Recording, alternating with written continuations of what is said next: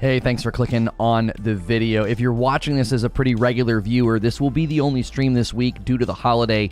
Tuesday through Friday, I will be out of town. And this video is about how the reviews are in decline for New World. And we're going to spend the morning kind of discussing what exactly is happening and why really committed players are leaving bad reviews, and people that really enjoy the game should be a little concerned, at least for the moment. If you clicked on this video and you've never seen my stuff before, we open the video with this segment. So whatever you were looking for, if you were looking for my commentary on the reviews in decline, I'm going to give that to you right now. But then the rest of the video is pretty long. It is a past broadcast of a live stream. This is an SNTR update. New World reviews are in decline after one of their first and biggest updates to date, and the community is answering both on Reddit forums and Steam reviews with a lot of negativity, criticism, and complaint. I want to talk about what Into the Void did, how the endgame is in bad shape right now, and I want to end with talking about the results, both with respect to the reviews and the Steam charts themselves. If you like these SNTR updates, be sure to hit subscribe and the bell button so you don't miss my uploads, or check out SNTR Gaming, where I streamed the segment live and followed it up with discussion with the live audience. So what did Into the Void bring to the game? Well, obviously it brought the Void Gauntlet, and everyone was very excited about Void Gauntlet gameplay, what it would bring. Everybody got very excited. Obviously there's been lots of speculation about new weapons coming to the game, with some of the leaked footage as well as the map sort of expanding. Now, it didn't seem to last very long as far as a motivator for hype and engagement, because many of the people that have been playing the game the most quickly realized there were other things that had transpired. There was a lot of nerfs announced. There were also numerous things that sort of happened that were not announced that frustrated people because their builds were suddenly very different. Those who play endgame, want to level or grind certain things or play PvP, quickly noticed that certain things were not functioning in the same way. Now, I'm not going to sit here and delineate every single one of those instances, but it led to a lot of frustration with the endgame. So the endgame in New World has been one of the more criticized aspects of the game. The more committed players got there first, discovered lots of problems and things that were not working properly. Now, initially I said this is not abnormal. This is pretty common. The more committed players tend to ride the front of the wave and expose all of the problems. And the community numbers were holding, and it seemed that, okay, well, if most of the community is more of a mid lane, more of a casual player, this does not pose any threat to the game's health and longevity. Now, if you fast forward to today, we're starting to see numbers that are a little concerning. So let's talk about the results of the Into the Void update and what it did to the end game, and let's take a look at the reviews and the Steam charts. Virtually all of the most recent reviews for New World are now mixed. This is the first time that has happened on Steam. It has done very well up to this point with mostly positive reviews, but if you look at the most recent reviews, it is now getting a rating of mixed. About half of the reviews are people saying, I think it was like 68%, it's not a 50%, it's about a 68%. So, 40% of the people, 30 to 40% leaving these bad reviews are saying, look, I've been playing for a very long time, I'm a very committed player. And this was just very, very disappointing to see. What was supposed to ingratiate more trust and confidence in the franchise has had the opposite effect on the most committed players. I saw a similar post on Reddit. These are not trolls. These are not people just sort of spamming downvotes to be mean or complainy. These are people that you can tell have put a lot of time into the game. And if you want proof that this is having a negative impact on the game, just look at the Steam chart population numbers. Weekend is usually a pretty strong time for New World, and I checked them just this morning, and it wasn't looking very good. They had dropped significantly. This is the first time the 24-hour peak has dropped below 200,000 over the weekend, and I continued to say, if the peak numbers for a 24-hour period drop below 150, that's going to be concerning, because that's going to affect all of the servers. There are already a ton of servers in dire need of server migration, and the more those numbers drop, the worse that problem is going to get. It will spread to some of the more mid-engaged servers, and obviously the very popular ones should be a little bit protected from this. But right now, the state of the game is a little worrying. There are more than just endgame problems at this point. Population decline will be a quick road to irrelevancy and death. Because if your server isn't lively, and if people are not, swapping territories, getting into battles, and keeping the economy going, there'll be no reason to log in and play. You can add as many weapons as you want, you can add new enemy types and make the game feel alive, but it won't be if they don't get in front of some of these problems. So, as always, if you like these SNTR updates, hit subscribe and the bell button, and I'll see you in the next one. And I'll see the rest of you right now this morning. Good morning, good afternoon, and good evening to everybody who's here right now. Obviously, not a very positive note to end on, given that we're going to be taking a bit of a break this week. I'll be out for Thanksgiving. Just not good to see the response to Into the Void and the changes that they've made. And I thought, okay, well, I'll check the Steam charts this morning. We'll see what they're looking like. And they don't look good. They look a little worrying. And this could lead to a decline in player base that you can't really slow down. Mainly, the server migration problem could become almost unsolvable, because you won't really know which servers are having too much decline. You won't really know which servers are in more need than others, because it'll be happening too fast. It's not a good week for turkeys either. Right. The hope would be, this would obviously be my hope, is that during this week, given they'll probably have a slowdown of player engagement anyway, because people will be traveling and just engaging less because of the holiday, they could really push out some good changes so that people could come back from the holiday and have a pretty strong reason to jump back in. If that doesn't happen, I'm not sure. I'm a little worried that they're not going to be able to get in front of this. They're going to need a DLC moment to really bring a lot of these people back. And if they do that before server migrations, they might have a chance. If they do it after server migrations, then it could cause a lot of problems, because you're going to suddenly create queues and overpopulation problems on servers that were migrated that maybe won't need it once they bring out the DLC or the expansions or whatever. Got a different Spider-Man shirt from 80s Tees, but it should be coming today. Oh, thank you, D-Tom.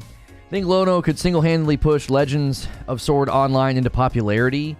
Think of Sekiro, Ghost of Tsushima, and New World had a baby. Incredible combat, story, and systems. Give it a shot. I've never even heard of that. It sounds like a mobile game. I'm not saying that it is. It just, to me, that name, when I read it, it sounds like a mobile game. It was fun while it lasted. I'll probably find something else. I was getting bored. I think it's okay for any game like this for you to take breaks. I don't necessarily think players getting to there's a difference between players getting to the end game and feeling like, okay, I've checked every box, I'm going to take a break, I'm going to play less. That's not a concern for me. When I see that, I think, okay, that's healthy, normal, people will do that, and then they'll come back when the time is right. This is different. This is very, very different. This is basically the more committed players leaving in large quantities. Yo, what's good, Feed? I see you in the chat. This is not people taking a break. This is people putting the game down and saying, y'all have done too much. We are unhappy. We are dissatisfied. I think they're on schedule. If they don't rate the ship by February 1st, they might be in trouble. The question is, do they know that? Right. It's a full-fledged MMO. Luis says it's dead. You're saying I could resurrect it. I think you overestimate my reach, my friend. I appreciate your confidence in me, but this channel is in a good pattern, but we do not have the reach for me to resurrect some game that is if it's in bad shape. So, guys, make sure you come in and push the like button. Give that a smash. Let's check out something here. New World engagement. Where are you? Same, less, taking a break, right? Or walking away, right? New World engagement. Where are you? The same? Are you playing the same? Hang on, let's do this. Playing the same amount and then playing less, taking a break, or walking away. And obviously, if you don't play the game, I mean, I guess you could just check, I don't know, same. Display Slayer Fire. Yeah, these ones look really, really good with the lighting. Unfortunately, the one that he gave me as a bonus, Book of Boba Fett, you can't tell. Like, you can't even tell what it is with the lighting in here. It's a pretty big bummer because it is a very, very nice disc plate, but you can't even tell what it is once it's back there. I used it for one of the recorded videos, Creature, and I was like, my gosh, you can't even tell what it is. Salty says 330 hours and playing the same. Okay. Yeah, we're you know, get those results in. We'll see what you guys have to say here. 7 more votes to get us to our first 100 upvotes here, our likes. Not votes, I'm sorry. 7 more likes to get us our first 100 likes. Can you show us? I mean, I can show you the disc plate. It just doesn't look, you can't tell what it is when it's back there.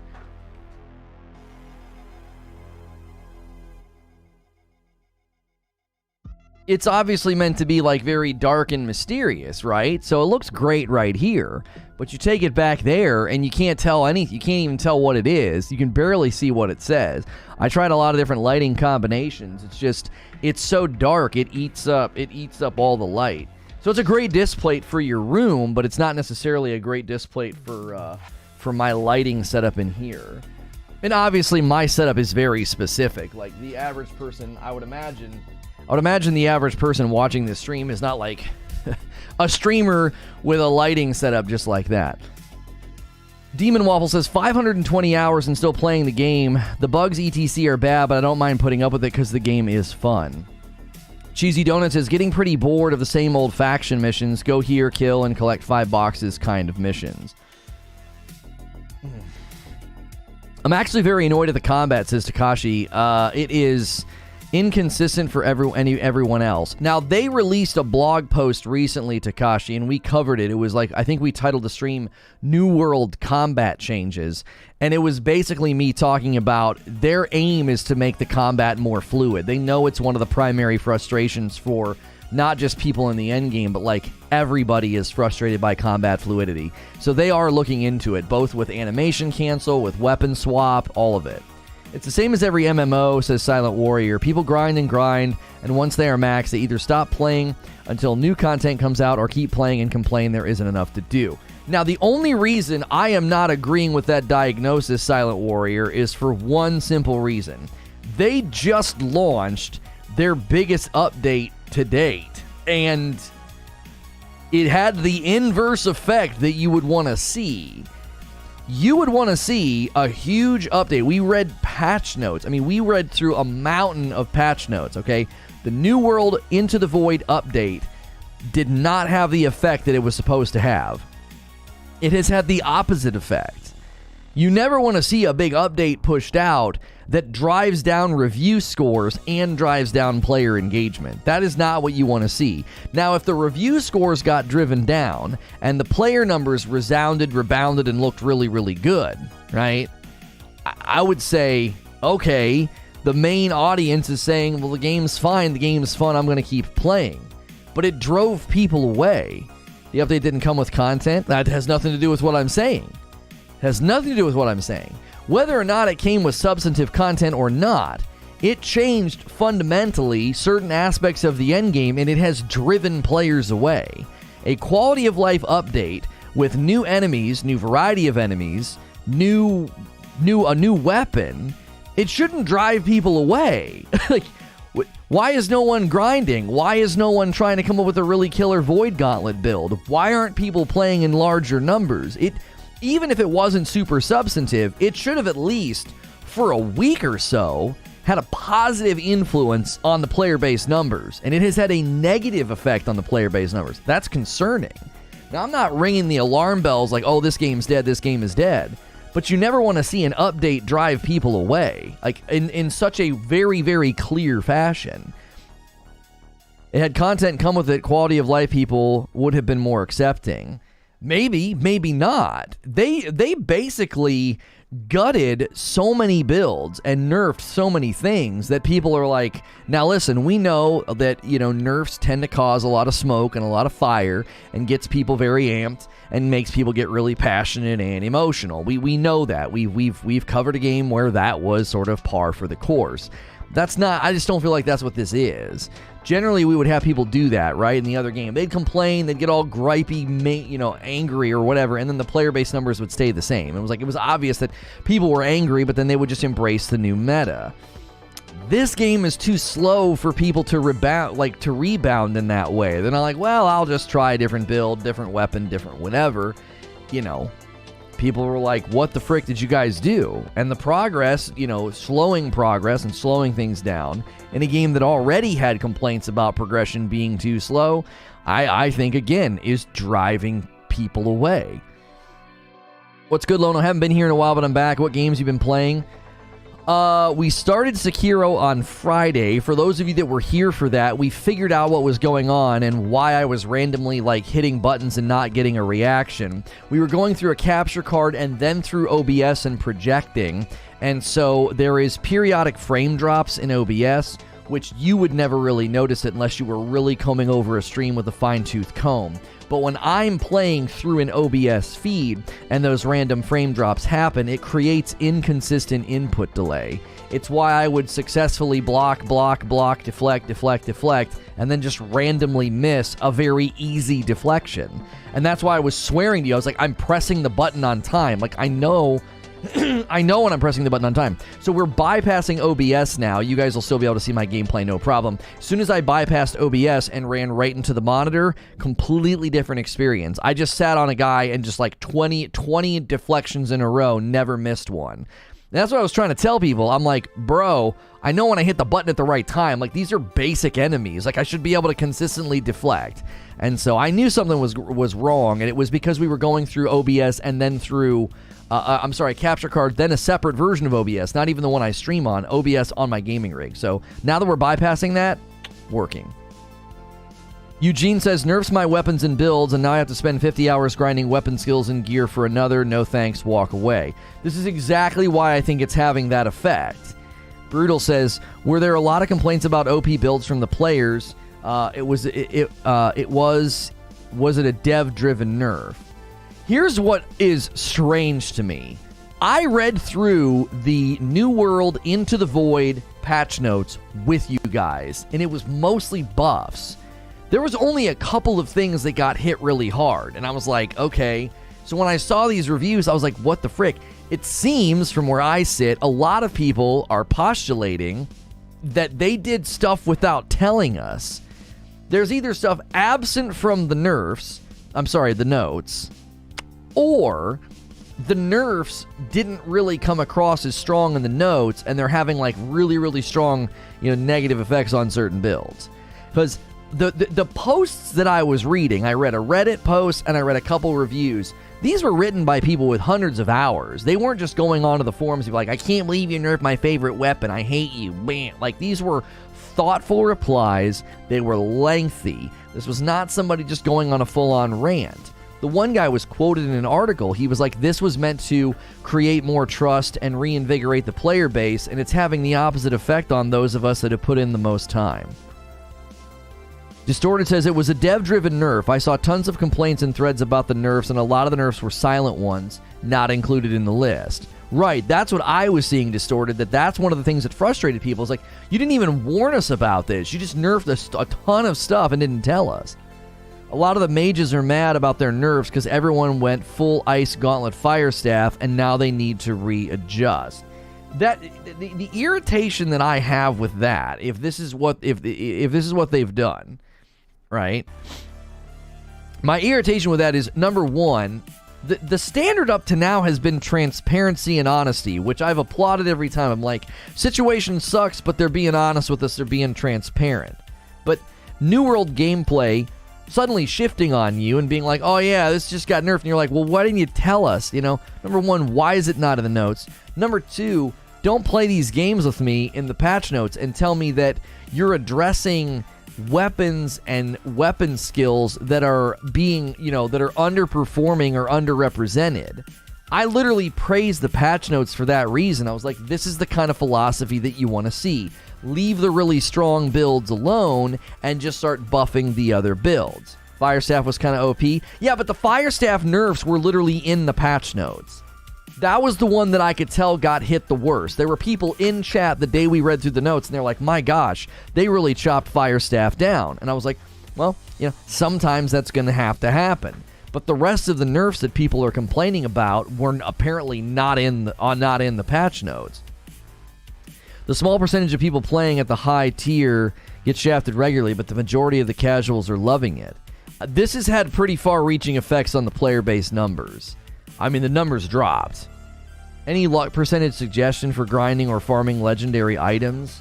They have not addressed luck. Apparently they're going to be addressing luck in a future patch, or they might have addressed it in this patch. I honestly couldn't tell you. It's a known issue that luck isn't working properly. So it's actually like a known thing. It's not like an unknown thing that like luck is jacked up. I don't remember if they fixed it or not. Got to be the stupidest move to make as a dev. At this stage, nerfing a build will drive people away. They already went through the grind. Implement nerfs with new content and new grinds. That I would say that's exactly right, Brutal. Like, if you're going to introduce like a pretty significant nerf, number one, at least tell people. Number two, maybe wait until you have some like new things to do. Can we get a bad look at the numbers and only look at one-day peak and say the game is dying? Well, nobody's saying the game is dying. I certainly haven't said that this morning. I said that it is incredibly worrying that an update that was supposed to help make people feel more confidence in the game is having the inverse effect. It's having the inverse effect. So you got to look, 107,000 people are playing right now, and the last 24-hour peak was 195, okay? So when did this update get pushed out? It got pushed out on Friday, did it not? When did we cover this? No, it got pushed out on Thursday. It got pushed out on Thursday, didn't it? What day did we cover this? I'm fairly certain it was Thursday, because we did that in Halo, and then from Friday was, so Into the Void hit on Thursday. Okay, let's look at the numbers then for Thursday the 18th. So Thursday the 18th, it spikes up to 206,000, and that's actually a pretty normal, no, that's a higher 24-hour peak than the days before it. The days before it were in the 180s and 170s. So 206,000 player peak on the 18th, and then it quickly drops down, and then the very next day 191, very next day 194, and then within the last 24 hours 195. So to me, that's not the effect you would want to see. Number one, it's concerning that not even that many people logged in the day of to check it out. So the 18th hits, and they're like, bam, new weapon, new stuff, holy moly, big, huge update. And you get like a marginal daily login peak increase. You go from 180 to 206. So 26,000 higher peak than the day before, okay? Maybe over the weekend more people will log in because they hear about it. No, not at all. The exact opposite. This isn't having the effect it was supposed to have. Now, couple this either lack of interest or disengagement with the reviews on Steam as well as the forums, and you're like, well, this is a little concerning, because they're already staring down the barrel of server migrations. New World population is in a decline. That's not abnormal, but it means that they are going to have to consider server migrations. In the midst of needing to consider server migrations, they just kind of kick some people out the door. Like, yeah, I mean, we're going to nerf a bunch of your stuff and make the end game less enjoyable for you, so that, the people that were still sticking around and dealing with the end game are now like, well, I guess I'll go play something else. Not to mention you've got, I don't even know when it's landing. Is it December for the Final Fantasy Endwalker or whatever? That's going to obviously, I would imagine that's going to pull people out as well, at least in a certain percentage. Apparently some gear got bumped down in rarity for some reason. Not nice at all. Every bug they fix, there's 2 new ones to take their place. Yeah, I don't even know what bugs they've introduced with this update. I've not even paid attention to that. I was paying more attention to community morale. The reviews for the first time have dropped to mixed, right? Let me just show you. Let me pull it up here. All right, let me go to New World. And then let me go to the store page in Steam. Let me show you what I'm talking about, okay? Let's take a peek here. So you can see here, all right, all reviews are mostly positive. 71% of the 157,000 user reviews of this game are positive. So they're maintaining a 71% out of 157,000 reviews. Then you go to recent reviews, there's 29,000. 59% of the 29,000 reviews in the last 30 days are positive. So that's a pretty big jump. Now, obviously, it's harder to maintain good numbers with 29,000 being like 1/5 of the total reviews, but the most recent reviews have seen a significant decline. Like they went down, right? So you've got your most recent reviews going down, and your player base numbers have gone down. They buffed some endgame and nerfed others. Elite zones are tougher because we've been zerging them. Dungeons apparently are easier according to buddies of mine. The devs are so new to the MMO genre that at this point they have no idea what to do with this game and where to head successfully. They need a hard look at the content and the future. Yo, it's good, Derek. New player numbers would be a salient comparison. People quitting after they spent the money aren't a huge deal if the changes are meant to sell more copies, or at least in part meant for that. Well, this update, the New World Into the Void update, was not targeting new players. It was not. It was meant to build confidence in the existing players and make people feel like, okay, this game's got a good trajectory. So the Into the Void update, it would be I think a mislabel and a miscategorization to say, oh, this was intended to pull in new players. Pulling in new players will typically happen when you do like a really big, content drop, a new area, new weapons, and then a lot of the times when you do that, you give new players a way to boomerang to the end or to the mid, so they can sort of take what you would consider to be essentially a shortcut to get, further into the game. So I don't actually think this was targeting getting new folks in. And if it did, it failed at doing that because, again, the player numbers just didn't do much. I heard these elite zone scale in difficulty if you have more than 5 people in the area. I don't see that as an issue. Well, yeah, and here's the thing. I've talked about this before with other games, and I've said I always appreciate when games turn a few knobs at a time, okay? Because generally, you're going to get better changes when you do that. I know people get really irritated when games don't have lots of changes very quickly. They get irritated. They're like, "Come on, man! Why is it taking so long to get an update?" And I've always said I applaud a development team saying we'll turn a few knobs at a time. Go read those patch notes that we read on Thursday, on the 18th, and try to tell me that they didn't turn too many knobs. They turned every dadgum knob on the machine. Yeah, it's like, which way's up? It's going to be really hard to know, did you make any right decisions? Because you guys just turned like every single knob. And when we first read through it, it was like, well, this is great. New weapons, new enemies. It seemed to me, from where I sat, 80% of the weapon changes were buffs. So I'm thinking, if you want to shake things up or try something new, you've got plenty of reason to do that. And instead, what they ended up doing is frustrating a lot of their more committed players by essentially nerfing their build without telling them. And I just don't think that's ideal. I think that breaks consumer confidence. You're just going to nerf stuff and not tell us? John says you can grief folks at the elite zones. The difficulty increases the more folks you have. If you follow another group and don't assist, they'll really struggle. Yeah, I mean, it's a sensible decision to say, all right, if you're going to be grinding out the new world gameplay in some of these elite zones or whatever, okay, fine. We're going to have to adjust difficulty accordingly and hope that the average person isn't going to do what you just described, John. That would just be such a stupid... I mean, I know that there are degenerates in the world that would take pleasure in doing that. I can't see that lasting for very long or being a common problem. Like, yep, I'm going to boot up today and just follow people in an elite zone.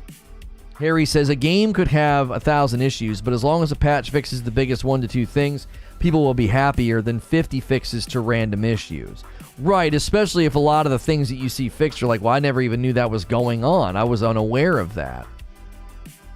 Brutal says, I wonder if they weren't purposeful stealth nerfs, but accidental from turning too many knobs. I don't know how you turn knobs on, Spear and nerf something else. You see what I'm saying, Brutal? I don't know if that's a solid theory. If they specifically went into abilities and weapons and stuff and turn things down, you know what I mean? I don't know about that. Dev blog, Elite POIs and Endgame. Check out our latest developer blog. Okay, so Christina's got something for us about that. So 2 days ago, the developer took to the forums to say, recently changes were made to the elite points of interest in the endgame zone, and it's clear to us that proper context wasn't delivered on why those changes were made. Our goal is to have a variety of areas that players can go for crafting materials and gear, but with new gear and equipment, we want players to be challenged.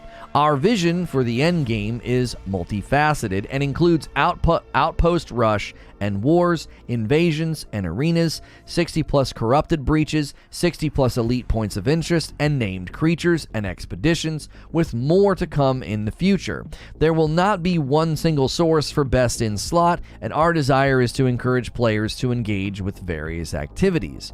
We value your time in endgame and are actively looking into some of the activities and reward balance. Currently, we are investigating an issue with the elite chests and their drop rate, so the journey into harder content is rewarding. We are also monitoring orb creation and usage in expeditions. We believe expeditions should be a big part of your endgame loop, and we will be taking steps toward incorporating them in the near future, so please look for updates in the coming months. We appreciate your continued feedback and incorporate more challenges into Eternum. In Eternum. I can never remember how to say the stupid name. In Eternum. They blogged about it after the fact. Right. Lulian says they actually stealth buffed musket. People already tested before the patch in the same year. The game went from 900k to 190k. Clearly there's a problem. No. It never hit 900,000 peak. And looking at peaks 7 weeks later is not the right comparison. You go right for Forbes. You'll be welcome there. So instead of buffing other areas of loot, they've nerfed the one path people found somewhat efficient and can only be done once per day. Lamau. What up, Cheeks? What's good, Icebreaker? See, Harry, this is one of those things where I've always said, it's like, if you want players to do a variety of things, boy, oh boy, does this feel familiar. If you want players to engage in a variety of activities, then you've got to properly incentivize it. And my biggest problem with what they've done is, that blog post basically says, we're going to make expeditions and reward balance better, right, in the future, but not right now. Okay, well then, so you messed with the one grind that was working with the promise of making these other activities better in the future? That's not really how you're supposed to do it. That's not really how you're supposed to do it. You should have implemented the nerf to the elite points of interests and the, maybe the public elite guys. You should have done that at the same time as buffing expeditions. You see, it's like this isn't how you do it. So you came in and said, okay, our long-term goal is to have people running a variety of endgame content. Currently, that's not happening because this one route's very rewarding. And instead of making the other routes rewarding, we're going to promise that we're going to do that. And while you wait on that promise, we're going to nerf the one that was actually working. That's not a good way of going about a change. It isn't. This is how you win goodwill. You come out and say, listen, currently, this is the most efficient way. We're not pleased with that. Enjoy it while it lasts, but we will be making tweaks long-term to balance out this game so that you feel incentivized to rotate through a variety of content in the endgame. We will be looking at expeditions. We will be looking at, other things, whatever these other routes are that you could possibly run, and we will balance those things in time. And people be like, okay, basically get in while the getting's good. More than likely, what that would do is increase player engagement and make players say, oh wow, we have to do this while it's going to work well. And then what will happen when you make changes later on down the road and you tone down this elite farm that people are doing and you make expeditions better? Do you want to know what people are going to do? They're going to go test out your expeditions to see, hey, let's go see how it works. Let's go see if it's better. Let's go see if it's faster. Why? Because you treated them with respect. You didn't slap their hand and be like, hey, get out of the cookie jar.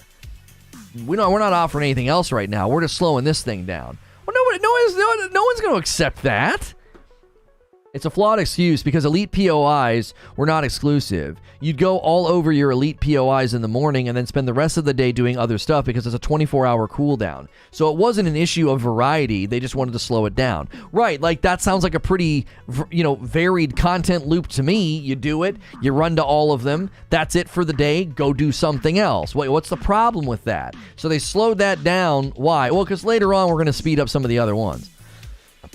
Or we're going to make some of the other activities better. It's basically they were like, well, this is the only thing people are really doing right now. Every day they're logging in and doing the elite POI farm, and then that's it. And we don't like that. So we're slamming down the cookie jar lid shut on your fingers, and we're not going to do anything else to the other environments. I agree, says Takashi, because the way they are doing changes, only casuals are being badly affected. Hardcore players already took advantage of the exploits. Well, the casuals are probably not even really aware of this stuff yet, Takashi. I mean, maybe they are. Maybe I consider myself to be, playing the game pretty casually. And if that's the case, and if I went to go and try and do these elite POIs now and they didn't function as well, sure, I'd be a little disappointed, right? Crafting being the main example. Right, like you go to do all this stuff and it's just not going to be as effective anymore. Sure. They also cranked up the difficulty to the new weapon quest, too. Slamming the lid on the cookie jar, but not cooking supper. There you go, Gizmo. Let's just land the food analogy. New World Into the Void should have had the inverse effect here. It should have been like, hey, we've tweaked some things, but there's a plenty of routes and activities that we've buffed drop rates to make you feel like, okay, I've got something to experiment with and try out. Harry says, I felt bad for the people who didn't have a hardcore company running elite runs every hour for all of its members. Now it seems having that kind of company is going to be necessary. Well, I mean, hopefully not necessarily, Harry. The hope would be that they would make the endgame routes balanced. What's good, Demetrius? So you wouldn't feel that need of like, well, I guess I have to get in a really hardcore, crazy company that's going to be insanely organized. No. The problem with this blog that I just read from is they said, listen to how they said this. Right here. We are monitoring orb wait. We believe expeditions, okay, this is near the end of the post. We believe expeditions should be a big part of your endgame loop and will be taking steps toward incorporating them in the near future. So please look for updates in the coming months. In the coming months? What do you mean? What do you mean in the coming months? You just did this change. You just did this change. So now I have to wait a couple of months, maybe one or two before you make expeditions better? Huh? Like, you should have just left the elites alone. Take the poll in chat. We're curious where you stand with the game right now. New World engagement, 32% playing the same, 31% walking away. So that's split right down the middle. 20% are playing less, and 17% are taking a break. So it's a 70-30 split. About 30% of the people who have taken the poll are just playing the same, and then the rest are either playing less, taking a break, or walking away. If you haven't taken our poll yet, please do so. If you're a new sub, you can talk in chat here like Robert's done. Elite chests actually feel buff for players near max gear score. They drop new weapons, but little to no armor, and it was much easier to get to max armor. Get max armor, to get armor maxed, as there is much easier pieces. I mean, from what everybody else is saying, it's not as good, and That's why people are leaving bad reviews and taking breaks and walking away. They're like, the only thing that we were able to do, you just slapped it. The mob buffs and chest nerfs at endgame areas is not a bad change in my opinion, but changes to gear people already got in inventory is bizarre. Not why, but the way they did. Right. I'm obsessing over the Horizon poster behind you. Yeah, that's a nice displate, huh? Yeah. Displate got us a restock of new displates, so be sure to use the displate command or the displate link in the description below. It'll give you a real nice discount. They make great gifts. Coffee orders are currently not working, and that's on purpose because we will be traveling and not able to ship coffee to you. Coffee orders will reopen next week, so those of you that didn't get a chance to stock up, you'll have to do it next week. All right? Harry says, think about the people who play solo and don't have a stream to come fill gaps for expeditions. They have to grind all the mats, craft an orb, and LFG randoms for a chance to complete a dungeon. And that was one of the reasons I thought the orb thing was just so weird, Harry. I just thought it was bizarre. Right? Like, why wouldn't you just say, hey, every day you log in, your faction is going to give you the relevant item for that. So every day you could run an expedition if you want. Now, you can't bank these, okay? You can't bank these, but you could log in every day and you could go grab it from the faction. So if you're level 50, you could go to your faction and grab whatever is necessary to go run one expedition a day, and you can't bank them. So it's not like if you skip Tuesday, Wednesday, and Thursday, like on Friday you'd be able to run 3. No, once a day, okay? Once a day, and then you go and find people. What this would mean is, every time you'd go to LFG, you might be like, well, I already ran mine. I'm here to help, though. I'm a good tank, good healer, good whatever. And you would just hope to find somebody who is standing around with the orb. The faction should just give you one every day. I don't understand. Like, why do you have to create this tuning orb grind? The first day I realized that's how they blocked you from just rerunning the expedition, I said, I don't know about that. That doesn't make any sense to me at all. Because by the time, especially the early expeditions, like by the time you get to the place where you're adept enough, you're adept enough to be like, oh, I'm going to go and make a tuning orb, you're probably out leveling the gear it's even going to drop, so you're just going to move on, especially the first two.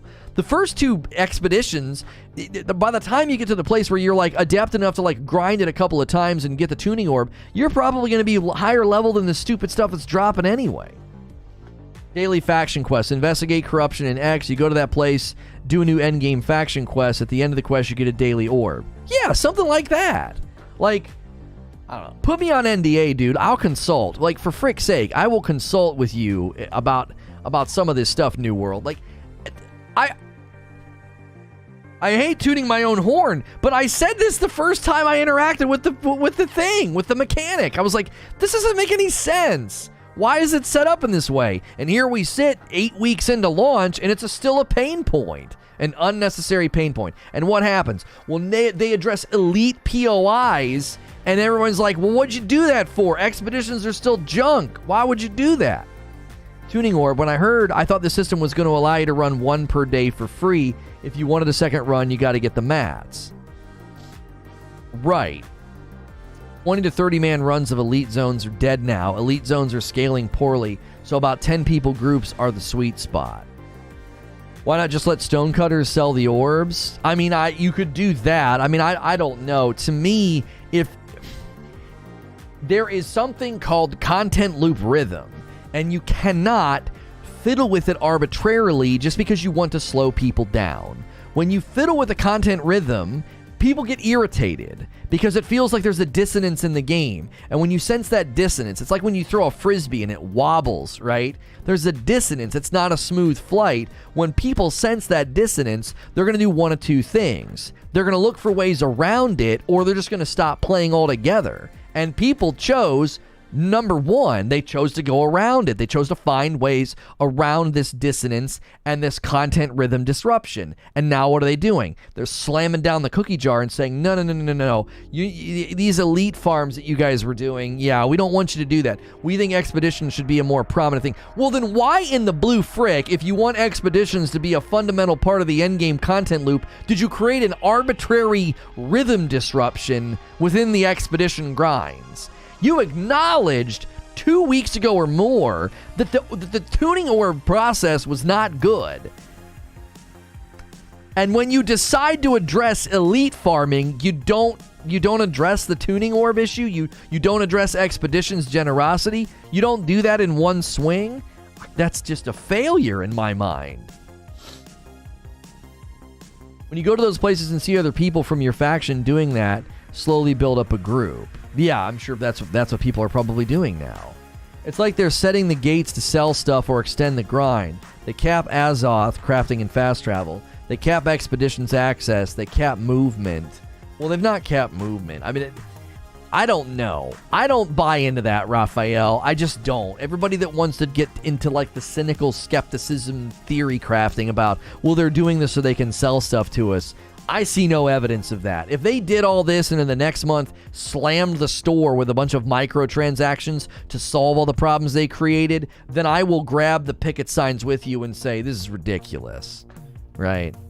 This is ridiculous. Like, you guys did this on purpose to sell micros. I don't see them doing that. It'd be so easy to pinpoint. Harry says 20 to 30 man runs were stupid anyway. People who were doing it didn't realize they were screwing themselves that way. 10 mans were always the best. Big agree. The issue they fixed, they needed to fix, but the whole issue needs to be fixed at the same time.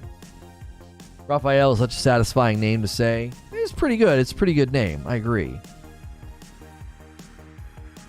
If that's the thing. Tuning orb is the worst part of the game. No one does the last two ones.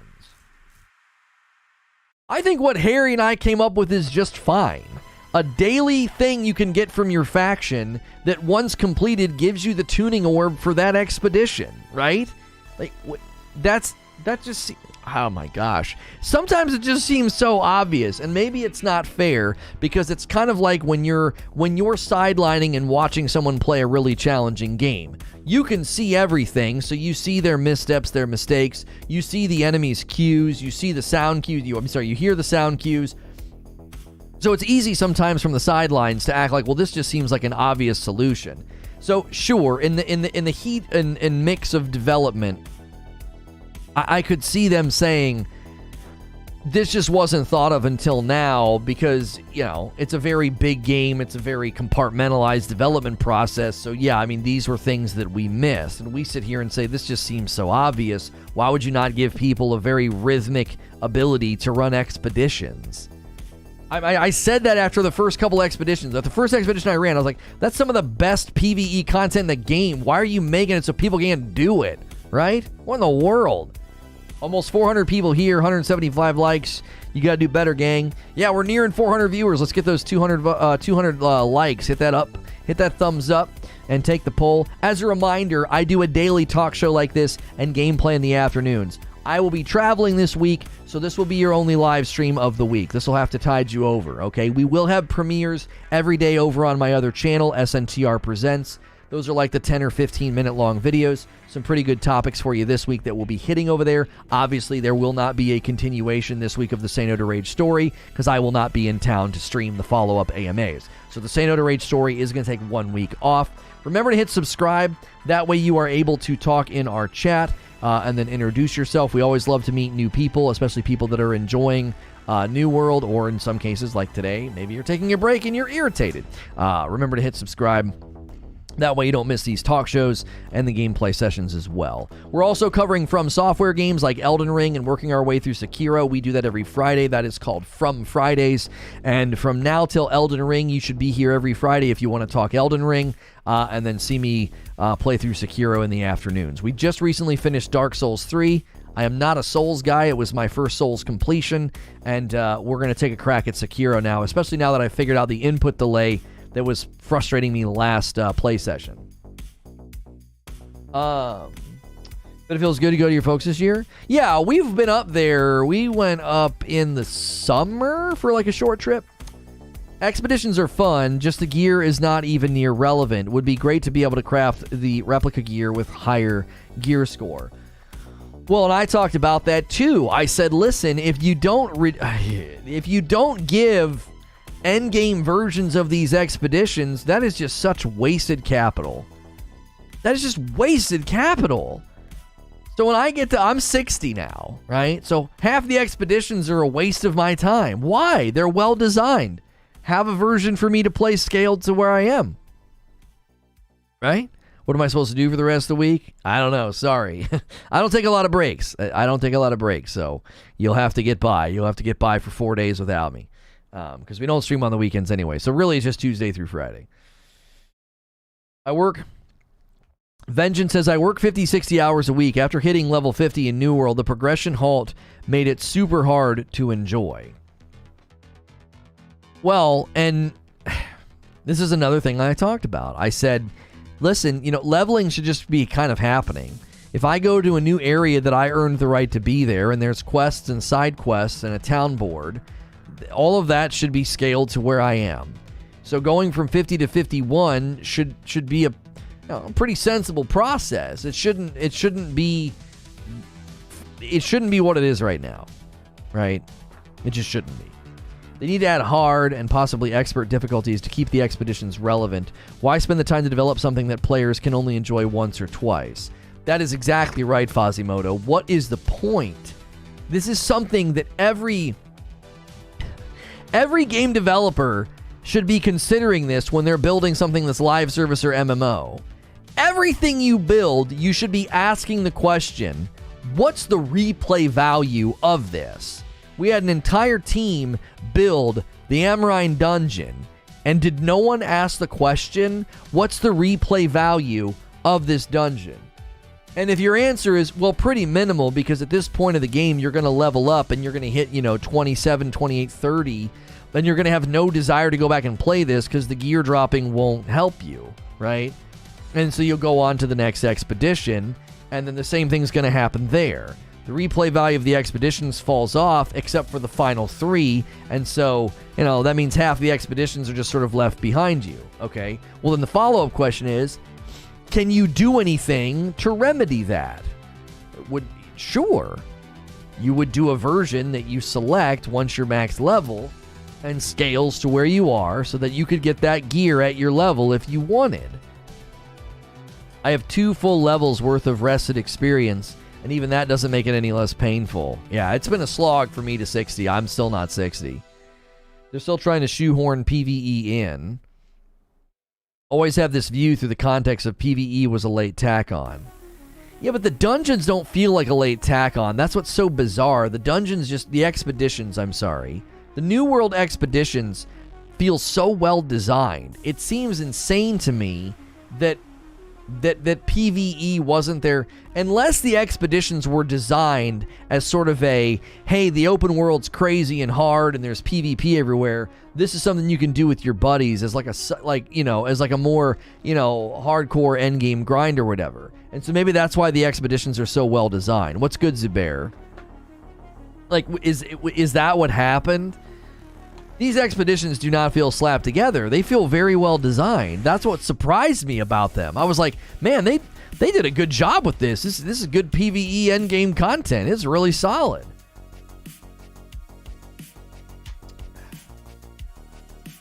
Not to mention the capped economy. In what way is the economy capped? What do you mean by that? A lot of people have talked about caps this morning. What do you mean? Good morning, Lono. Just heard that you found the input lag in Sekiro. What was it? So my PlayStation 5 was going through a capture card and then into OBS on my gaming rig, and then I would project it full screen for myself. Well, OBS is known for periodic frame drops. It's not very noticeable to the human eye unless you're really watching for it. Or unless you're doing like a constant spin test, just spinning your character slowly, you'll see like little stutters every once in a while. Not a big deal. Most people don't even notice it. But in a game like Sekiro, when that happens periodically, and it happens when I'm in the middle of the fight, it's the reason that I was having like just random, like, I hit the button, what the frick is my character doing? It's more than likely one of the reasons I was having that problem in Kana. The Kana, like, parry window was challenging, but there were times where I'm like, I'm telling you, I hit the dadgum button and nothing happened. So running it through OBS was creating inconsistent input delay. If you have constant input delay, you immediately can tell. You're like, well, nothing's happening at the right time. This was periodic input delay. That's why I was swearing up and down. I was like, bro, I'm hitting the button. This is a basic enemy. What is this? That's why. I basically am bypassing OBS, going right into the monitor, and I went and stood in front of the guy, and I got like 20 deflections in a row. Because he's a basic enemy. I should have no problem getting my deflections, you know? Cacklejack says, we also need a real endgame. We need transmogrify system and a closet goblin type ability. Can't believe they forgot this. So much of the armor looks are going to waste. Oh, I said this, Cacklejacks, when I was in a new area and got some dope piece of armor, I was like, why can't I turn this into transmog? I look dumb, or I don't like the way that I look. Man, I'd love to wear that thing that I found. Nope, just gotta trash it. The dungeons may not be tacked on. I was referring more to the PvE endgame, the loops, and the replayability. It's not going to feel fleshed out because it wasn't the main focus. So, but what did they envision people doing then? Just going out of the open world and beating the snot out of each other and then just doing invasions and outpost rush? Like, all these enemies, all these encampments, all these places, what were they there for then? I don't know. That's just odd to me. Leviathan says, when you get to level 60, the money you earn gets very difficult to obtain. You make less and you start having to save all of your money. It costs me too much to repair. It's honestly cheaper to just build items. Oh, I see what you're saying. The economy being capped. Like you're getting to the... Okay, that makes sense.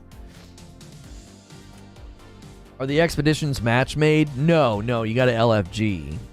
Aaron says, so the endgame dungeons, they give you 2 quests for each Genesis and Lazarus at endgame. All they need to do is make one of those quests for each repeatable. At this point, I'd even take weekly. No, I think daily, non-stackable daily is totally fine. It's totally fine. Because if you're playing 4 and 5 days a week, man, only being able to do that once a week, I just don't think that's necessary. You know, I mean, unless you're trying to do the, you know, the Destiny raid effect where like you come in and you do each one and then you're done for the week. I've never liked lockouts. Lockouts feels like such a cheap way to extend playtime. I completely agree with the replay value idea, but as devil's advocate, isn't there something to having limited time content? It's too much. If too much is in endgame, why have player levels? But it wouldn't be that there's too much in the endgame. It's that you would be intentionally and intelligently repurposing content so that it still has value. I have always looked at it as a spiral staircase that expands rather than narrows, right? So right now, what most games do, so in New World gameplay pretty much looks like this. You have this big wide staircase that you're doing the loops. Everything's helping you. Everything's relevant. It doesn't matter what in the frick you're doing. It's helping you, right? You're doing a dungeon and expedition. You're doing quest, side quest. What happens is as you're leveling up, you're going into new, harder areas. And then the spiral staircase starts to narrow. And there's less for you to do that seems effective and helpful. Then you get to the end game, and it's like there's 2 expeditions worth your time, and then there's the elite PO, the elite point of interest, routes that people found, and that's it.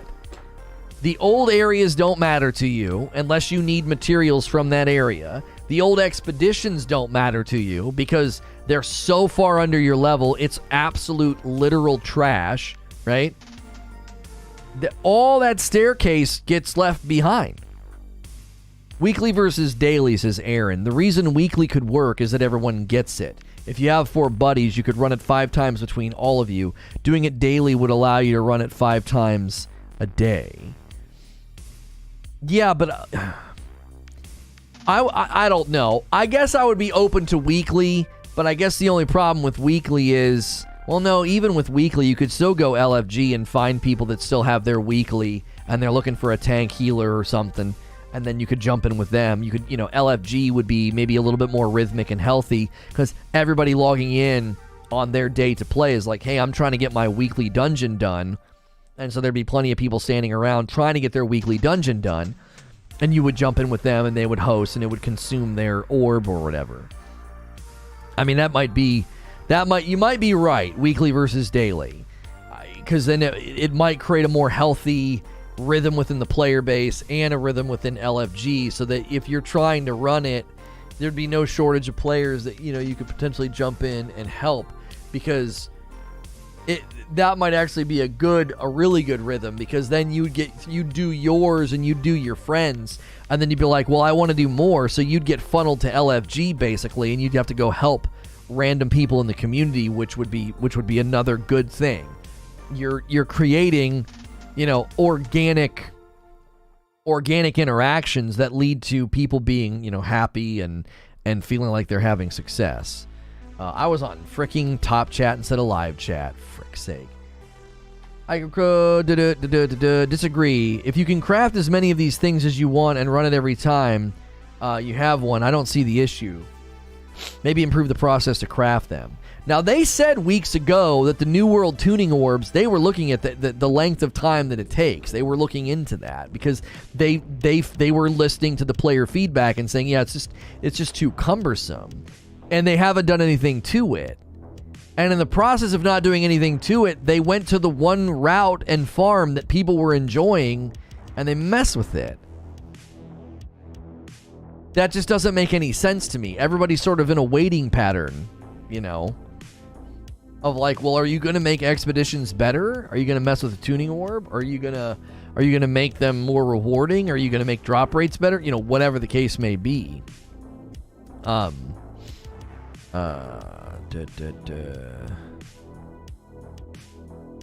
somebody trying to get me. As a member of media, we invite you to take a 1 hour. No.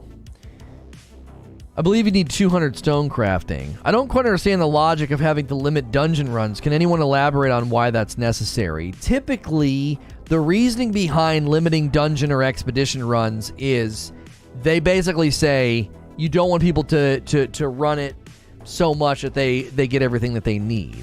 I've never understood that line of reasoning, because what ends up happening is they just find other ways to get, to grind it. Or they just end up being like, well, I don't want to play then. If it's going to be so strangled and choked, I'm just going to not play. They just get tired of feeling like they have to log in to check that box every week, and then they don't get what they want, and then that's pretty much the end of it.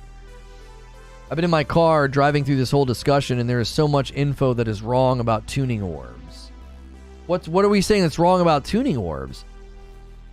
Even the developers themselves have acknowledged that the tuning orb grind is not good. They've said that they're acknowledging it's too slow.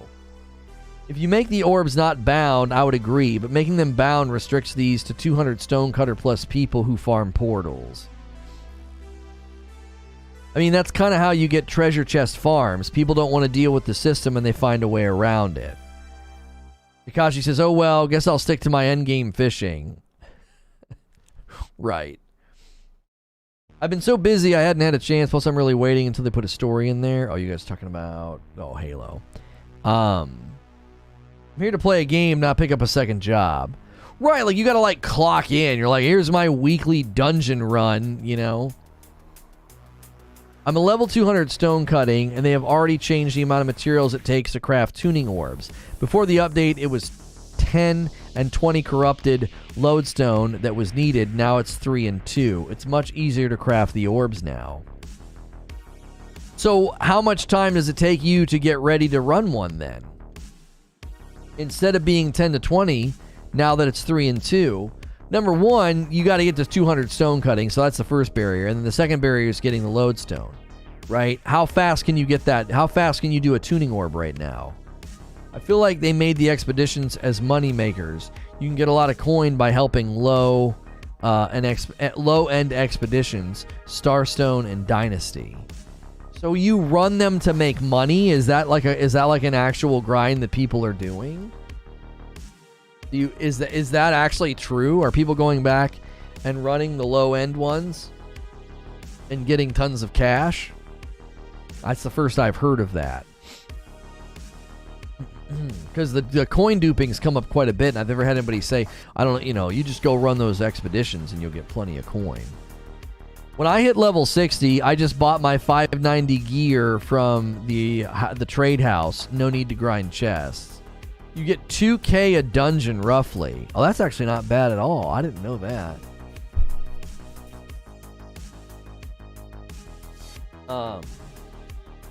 It's out there. Folks make orbs and get gold for carries.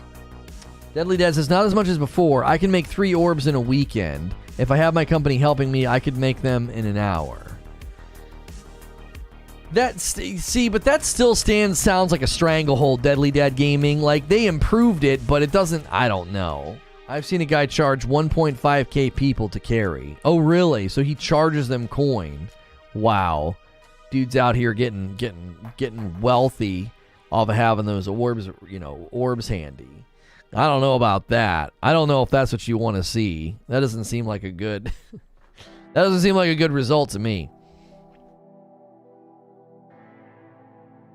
The 24-hour timer. There's a limit of 1 per day that you can craft. 24-hour timer, at least for the 2 endgame dungeons. Huh. You have to grind chests for gear because gear that is purchased or given by other players does not increase your gear score watermark. Yeah, you've got to actually farm and get legitimate drops. That's true. Before, the grind for orbs was about 3 orbs a week. Sounds very MMO to me. Yeah, it sounds MMO, but is the community embracing it or rejecting it? It can sound like an MMO all you want, but if the community's rejecting it, then that's a failure of the game's design. It's 1 Laz orb per week and 3 Genesis orbs per week, says Troy.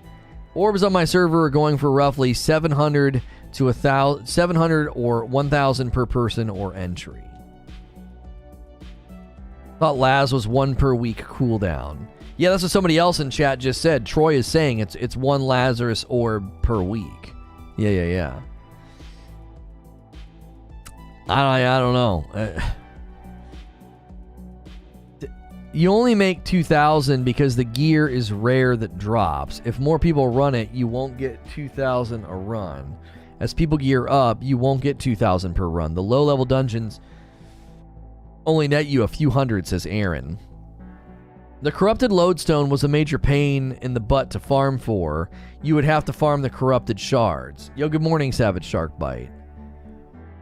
Yeah, I mean, I'm not going to sit here and debate whether or not they smooth some of it over, but it doesn't sound like it's done enough. Like, it's as simple as this. The community's not responding well to the end game being strangled. They're not. Like, you can say, well, that's an MMO for you. Or, well, they need it to be a grind. Or, well, they need it to last or people will quit. No, people are quitting already.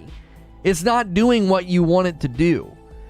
We've talked about this in other games. Like, anytime you're worried that people are going to get something done too quickly and you create all these little snags and these little trip-ups to slow them down, eventually they're going to do the opposite of what you want them to do. Yeah, this will make them play longer. No, it won't. If I sat down with my kids and said, hey, you guys in the mood for some Candyland? And they were like, yeah. And I was like, all right, my wife is at the store for an hour, and I need this game of Candyland to last for an hour. And I come up with all these elaborate rules and things to explain to my kids, and I make Candyland last for an hour. Do you want to know what's going to happen after about 15 minutes? They're going to be like, we're done. We don't like this. We want to play something else. Why? Because I'm stretching the game beyond the confines of their expectations. And that is seemingly happening with New World. You're stretching something beyond what people were expecting, and they're just like, I don't want to frickin' do this. What do you mean? I gotta do what? And then what? And then what? And then what? And then what? And after that, then what? Oh, no, I'm good. Bye. Or They do what I've always said when I quote Ian Malcolm: life will find a way. They figure out a way to avoid your stupid, arbitrary pain point, and they just do something else. Look at what happened with the leveling. Leveling is kind of a pain. Man, you get into the late game, and my gosh, it's terrible. And what happened? Exploit, exploit, exploit. Strangle and choke the ability for people to earn gold in the late game. And what do? They find ways to dupe the gold because they're sick of it. Now what's happening? Well, they're going to try and slow down the elite points of interest to make the expeditions better. And look at what people are doing. They're leaving negative reviews, talking on the forums about how their friends are all not playing. And if you look at the player base numbers, they're telling the truth. They're putting the game down. Why? Because you tried to do the same thing every game in existence has tried to do. You tried to arbitrarily extend playtime, and the rubber band snapped. It's like stretch, stretch, stretch. We can stretch it a little more, can't we? Stretch, stretch, and then bam, the rubber band snaps and people walk. There's a limit. There's just a limit. There's a limit to what people will put up with when they can tell that the systems, it's like you're seeing behind the curtain. You're seeing the Wizard of Oz. You're seeing the man behind the curtain. You're like, this isn't, I can see what you're trying to do. You're trying to slow me down. You're trying to add these hurdles because you don't want me to run things too quickly and get done too quickly. Whether it's the leveling or the arbitrary gates on the expeditions or the drop rates or the watermark, or in this case, they're like, well, people found a way to grind stuff in the public. Well, we better slow that down. Lauren says, grinding endgame dungeons and elite zones to increase your watermark for what? You're already doing all the endgame content on offer. Well, because min-maxing is a part of the endgame.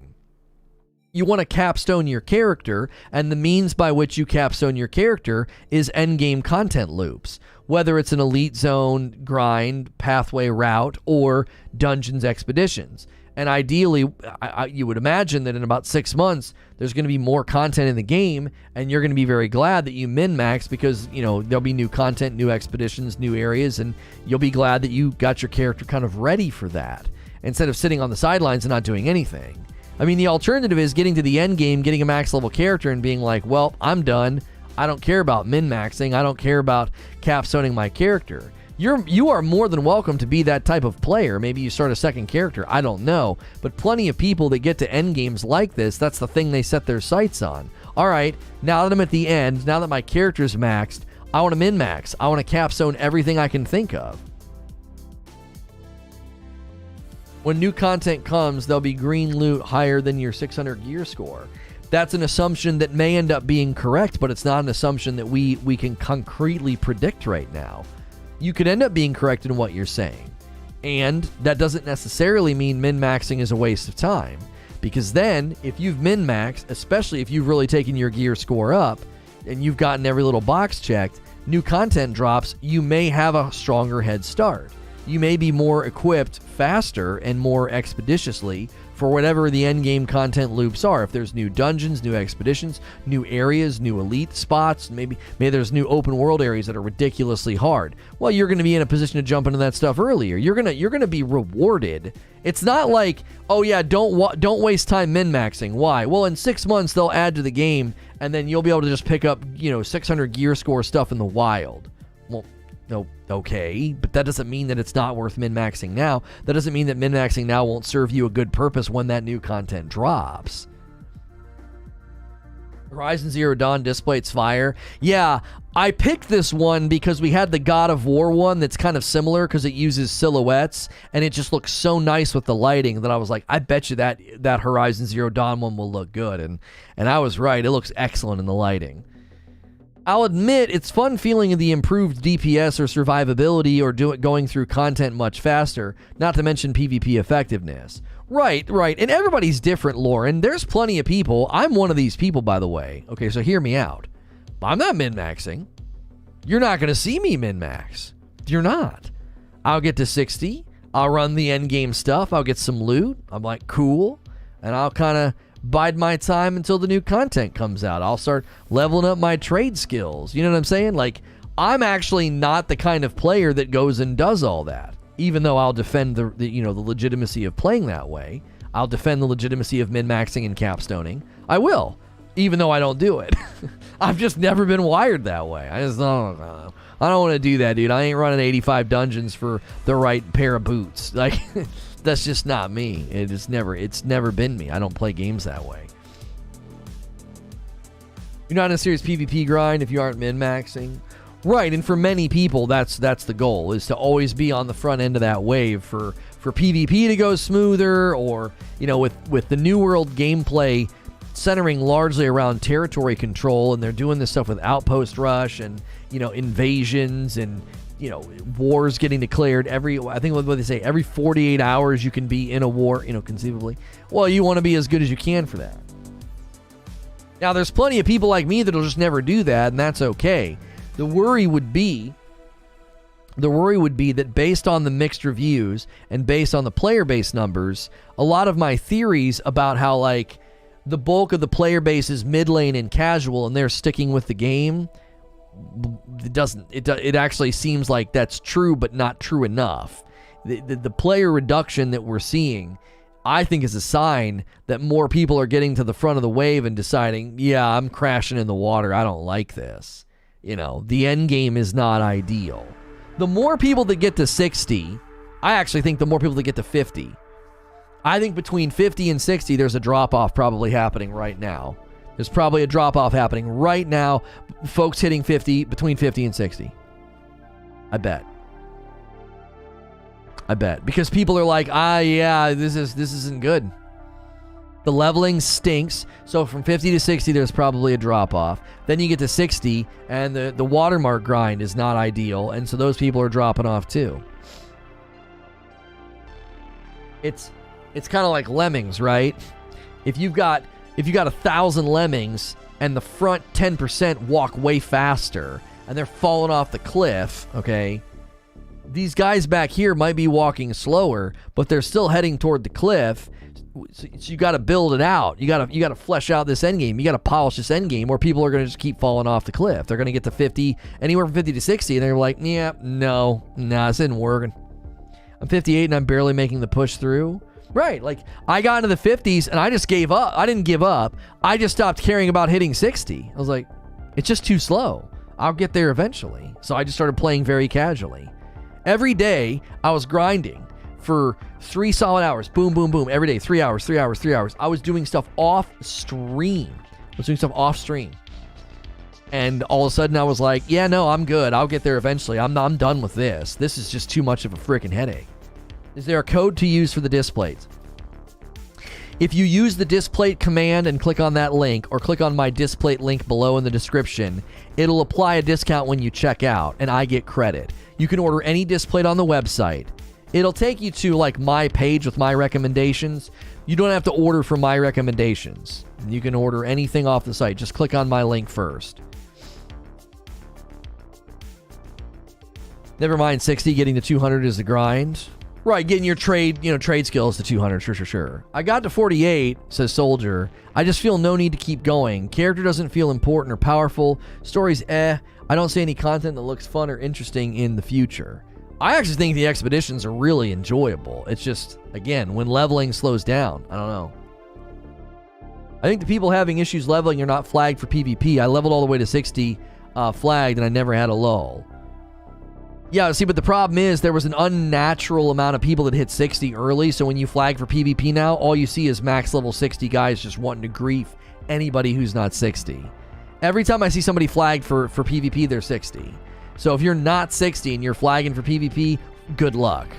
You're gonna get griefed to heck and back. Francis says, just got my Frickmas roast with your goose drawing. You got some talent, my friend. Oh, you're one of the two. There are only 2 people are the lucky ones that got my goose drawings. Unless you're not interested in leaks, I do some research on the statement you just made about you don't see anything coming. Oh, I know I was reading somebody in chat. I know there's stuff coming. The question is, will people come back for it? I think they will, but I don't know, man. It's always better. Write this down. This is an end game, live service, RPG, MMO, anything you want ongoing. Write this down. This should be your philosophy, okay?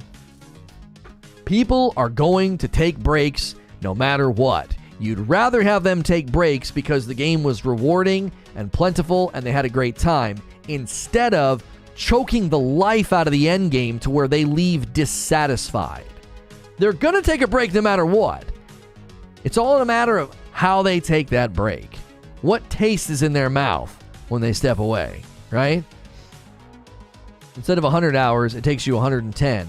Flagging for PvP has no actual impact on XP gains. It does, but it's minimal. They've increased it recently, Eugene. They bumped it. They did bump it. I forgot to mention, when your Frickmas blend came in, I got a spider drawing. Whoever drew that, freaking amazing. Well, I didn't draw a spider. It was one of my kiddos, unless my wife helped them out. I'd love to see it, Murph, if you still have it. What have I missed for the New World update? So last week, the New World Into the Void update got pushed out, and the community is not responding well to it. This is the first time the game has received a mixed review on Steam. The total reviews are like a 71% positive. Currently, if you consult the most recent reviews, right, it's at like a 58. So it's not looking good. And there was negative impact on player-based numbers from where I sit, and negative impact on the players' morale in like the forums and Reddit.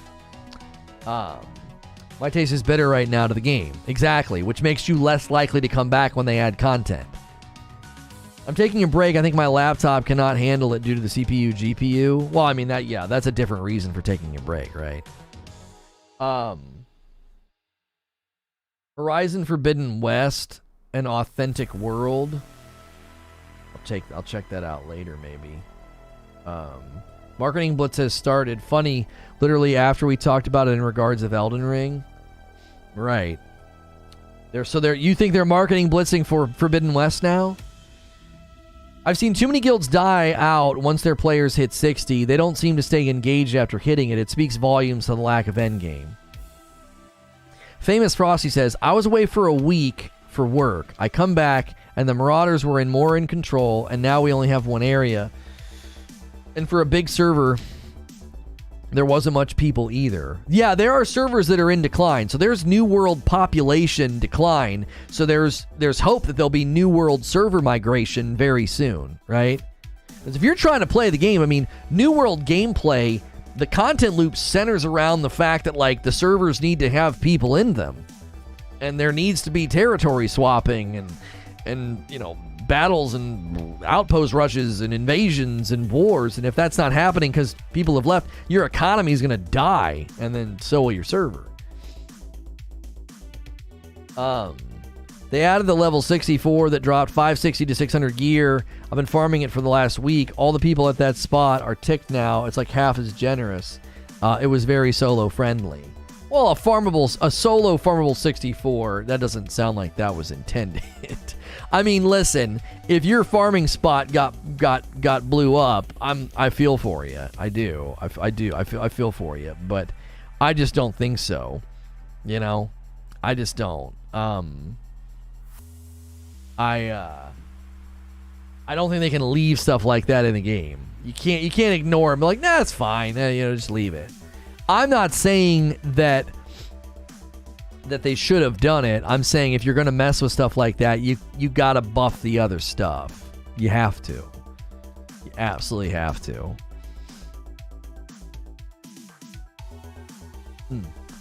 Make sure, guys, if you're just tuning in, we are discussing the New World reviews are in decline.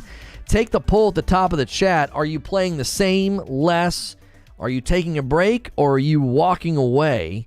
How do you view it? It's about a 70-30 split. 30% are still playing the same, but everybody else is either playing less, taking a break, or walking away.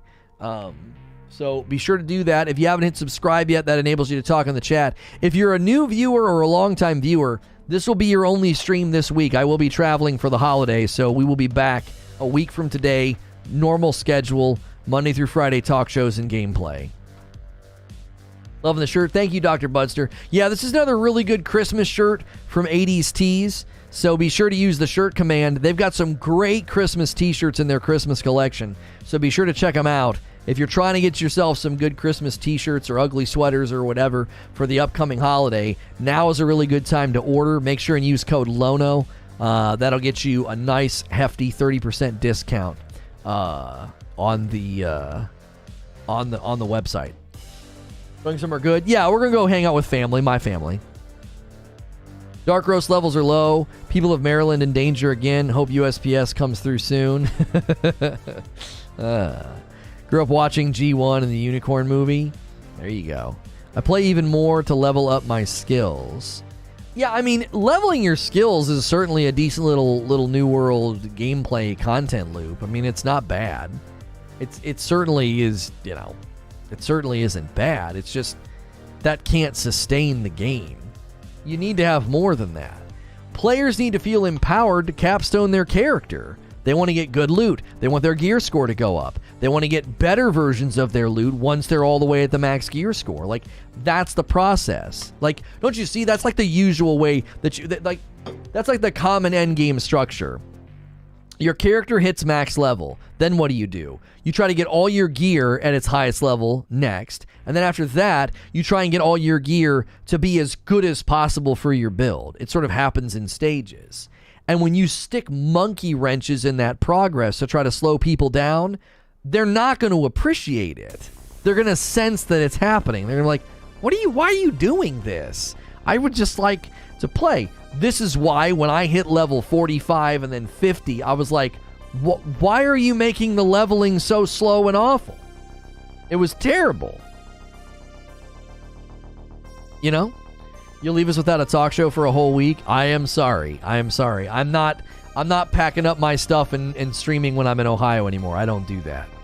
With all the different skills and things that need to be leveled, when would you have time if they blitz you with new content? Well, I don't necessarily think they need to be blitzing us with new content, but many people aren't going to care about their trade skills.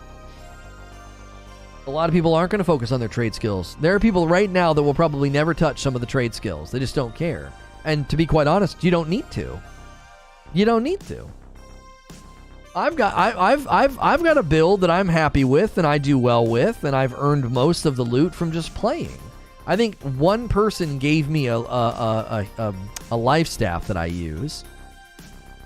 You know, and then when I play the dungeons, I mean, I know we make jokes about Lono gets carried, but the fact of the matter is, I hold my own. I do just fine. I'm not getting drugged through the end game, and I don't feel any reliance on the trade skills. I've ignored a bunch of them. Just don't mess with them. So even if they blitz us with new content in a month, my trade skills would still all be in a smattering of levels, and I don't feel like that would interfere with my ability to jump into the new content in any way. I'd be like, all right, let's go. What do you got? New areas, new enemies, new drops, new expeditions. Cool. Let's take a crack at it. You know.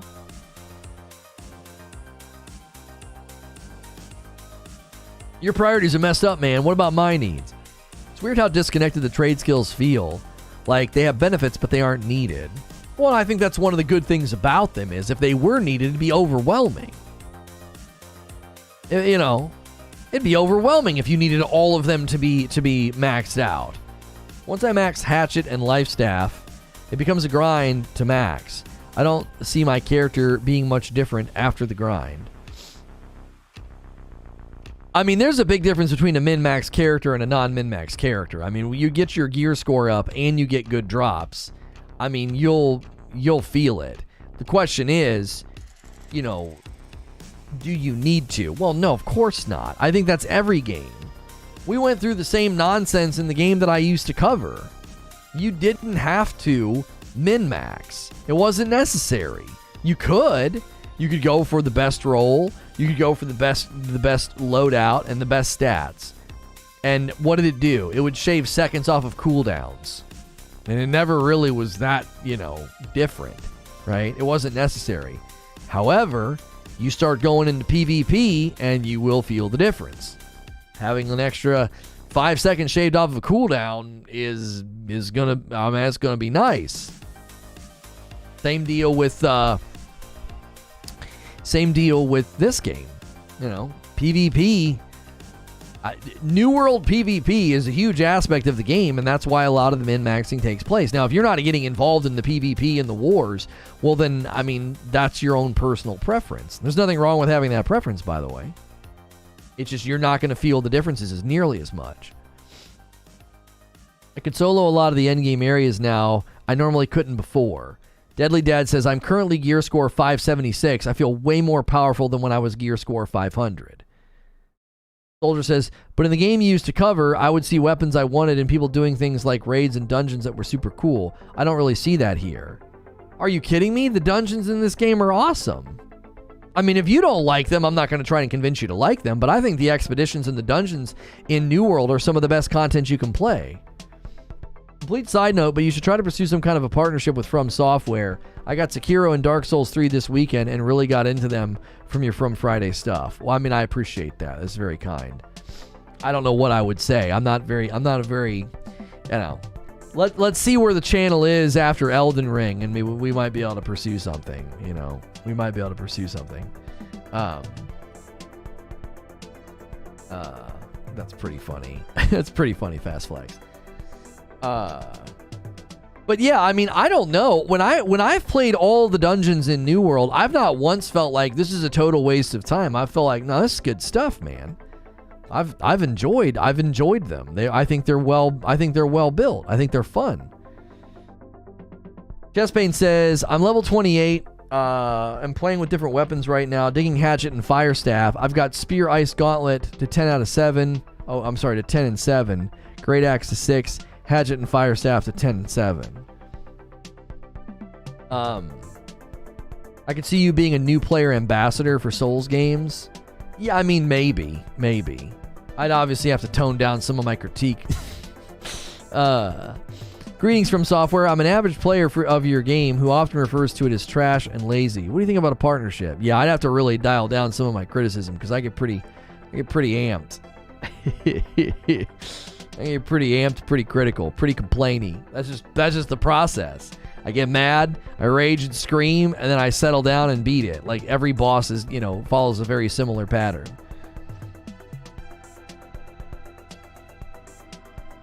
Unless it's a boss that I feel like I'm very much in control of.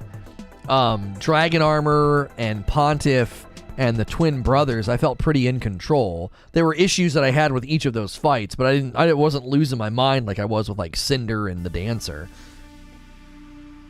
This is why I love ESO, because of the dungeons, and this orb thing makes it hard to have fun if you're mostly solo, right? Yeah. Complains, realizes this is equipment. I had every right to complain in Sekiro. There was no way for me to know what in the frick was going on. I mean, I held up the controller to show you guys. I'm like, look, it's like, I'm like, watch my hand. I'm not touching anything. Like, something's not right. And then I looked up PS5 input delay, and one of the first things it says is, if you're doing any kind of pass-through, try to remove it, because it's going to create input delay. And I was like, oh.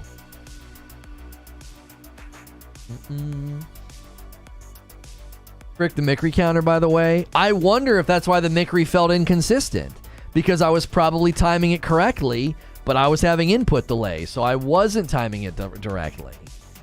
I was losing a frame, and that's all it takes in that game. You lose a frame and you're jacked up. Because, I mean, I was watching that red thing fade. It would fade, I'd hit forward and B, and then I'd get hit, and I'm like, huh? Like, say what? Most Mickeries have them because you're too soon. Right.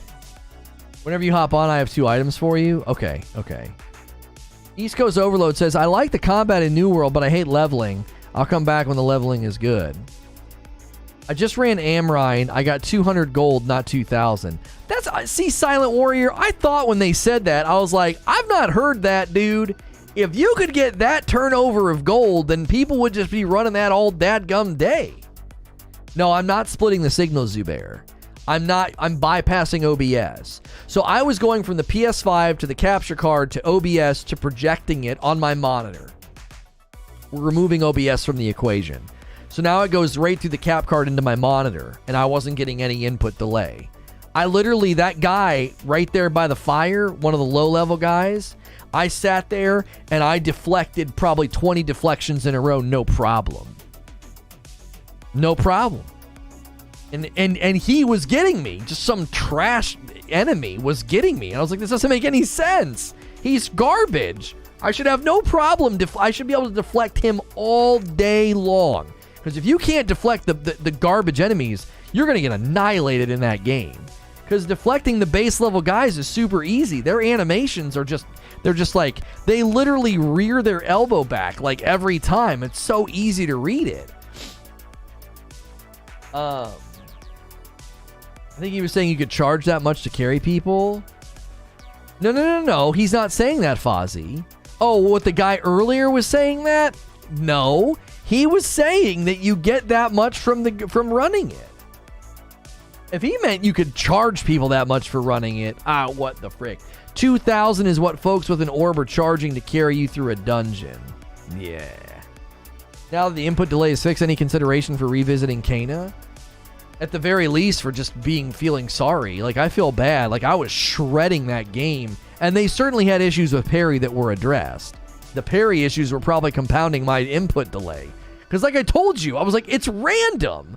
I was like, my player just stands there, right? Well, she stands there because I'm losing a frame and I'm hitting the button so late that it's like, what the frick? Like, I'm not even hitting it, basically, in the game's mind. It's too late, I'm getting hit. He makes that much per run because he's charging people that much per run. Yeah, that's stupid. That's not a gold farm. Charging people for dungeon runs is not, I'm not talking about that.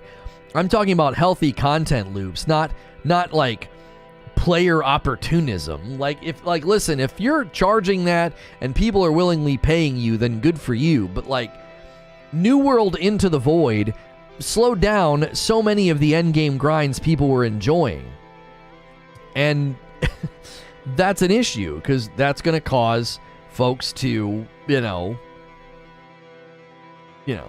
going to cause folks to walk away. Okay.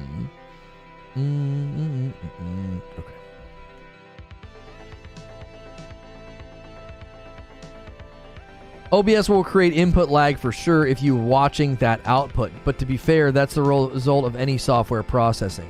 Yeah, Alarian, I've done game capture that way for a really long time, but you have to remember, I've not played a game like Sekiro in that way.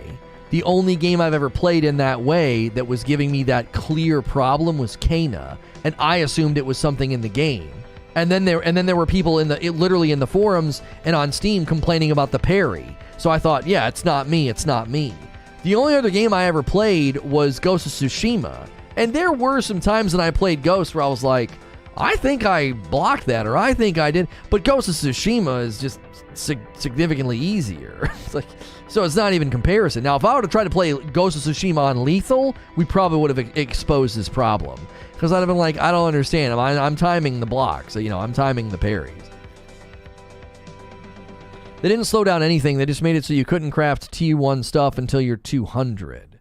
No, they messed with the elite farm, the point of interest farms. The New World elite farms have been messed with, for sure. Definitely, we're talking milliseconds of delay, so you'll only notice it if you need to hit super tight windows on inputs. Right. Also, why I was playing Kana on a harder difficulty and wasn't experiencing any of that. Yeah. Well, you also played after they fixed the parry window too, Eugene. There was something with the parry window that was weird. And if you take that weirdness and then you add input delay, I'm never going to get consistency. Even Barrier had issues with parry, and then they patched it. So you kind of had two things in your corner. Number one, they had patched parry, and number two, you weren't watching an OBS feed like me. You know what I'm saying? Like, yeah, you had two things in your corner to have a better experience with Kana. Unpopular opinion, New World is completely soulless. It's less than Anthem. I don't agree with that. I don't think it's completely soulless. The content loop is obviously... Listen, we wouldn't be having this discussion, and the player base wouldn't have lasted as long as it has if your opinion was accurate. You're welcome to having that opinion and saying, I think this game's soulless, I prefer Anthem. But the player base numbers are in a stark, contrast of difference there. This is the first time I've been like, okay, these player base numbers are concerning. Primarily concerning because they just pushed out an update that was supposed to make people kind of like get excited again. Yeah, my Dark Souls was on PC, and I never had issues with Dark Souls not responding. The only time I had issue with inputs in Dark Souls was during the Cinder fight, because of the hills. That's a known thing. Ashen will tell you, the Cinder fight is known for that. That was the only time I was like, what the frick's going on? I pressed the button. There was one other time I freaked out and got really angry about, like, I clicked dodge, and it was during the Twin Brothers, and I was out of stamina, and I didn't realize it. I would say 90% of my Dark Souls playthrough, I was more irritated by either stun lock or camera. I never was like, well, I'm pushing the button, what the frick? The only time I said that was when it was in the Twin Brothers fight, because I didn't realize I was out of stamina. And then it's like a known thing in the Cinder fight. If you're just on like uneven ground, it can literally not accept your input because it sees you as being sort of like in the air. It misreads your interaction with the geography. So I started staying on the flat areas to get more consistent button responses, and then it was fine. Like, watch me dance circles around Pontiff Sullivan to see, like, I wasn't having any input problems at all. People were like, yeah, Pontiff's going to be really hard without parry. Yeah, watch me almost beat him my third try. Like, watch me. Without parry. Can confirm tiny bumps in Cinder are annoying and they mess with dodges. Yeah. That was the only time I experienced that pretty consistently. That one time he got me with the lightning, my dude just stood there. I was like, what the frick? Like, and that was what it was. I was standing on something uneven and it like didn't register the dodge. Matthew says, healers are really upset right now. The armor thing is understandable, but they nerfed the range of the 25 meter, which makes them extra squishy. Also reporting of mana an issue in the patch. Well, that's unfortunate. I'm playing Dark Souls 3 with mouse and keyboard. Wish me luck. Ugh. I'm surprised they pushed out this update when they had just released the fix to the TP the day before. It felt rushed. I'll admit that the New World Into the Void update, 1.1, I'll admit it felt rushed. It felt like, man, this is massive to shove in the game all of a sudden. It kind of came out of nowhere, you know? There was no build-up, there was no hype, it was just the day before, and then it was in the game the next day. As a healer, I've not noticed too much of a difference. I didn't really have time to do a lot of testing because there was other things going on that we had to cover. So I just didn't feel like fiddling with, you know, logging in and testing things out. 1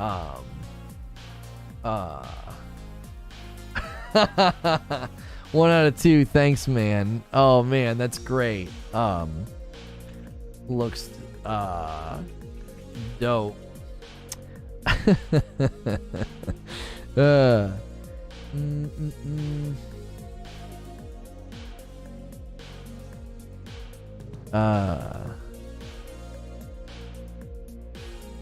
Didn't they have these changes in the PTR for a little bit? Isn't that the point of the PTR? What was the boss that made you stop Demon Souls? Tower Knight.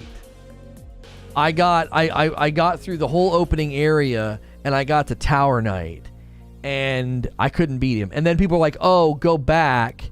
And then there's another area you can go to, and the tutorials are still on the ground. Like, they hadn't even taught me backstab yet. So you have to go back to that room and go to the next area. And there's like these dogs and these undead dudes like mining or something, right?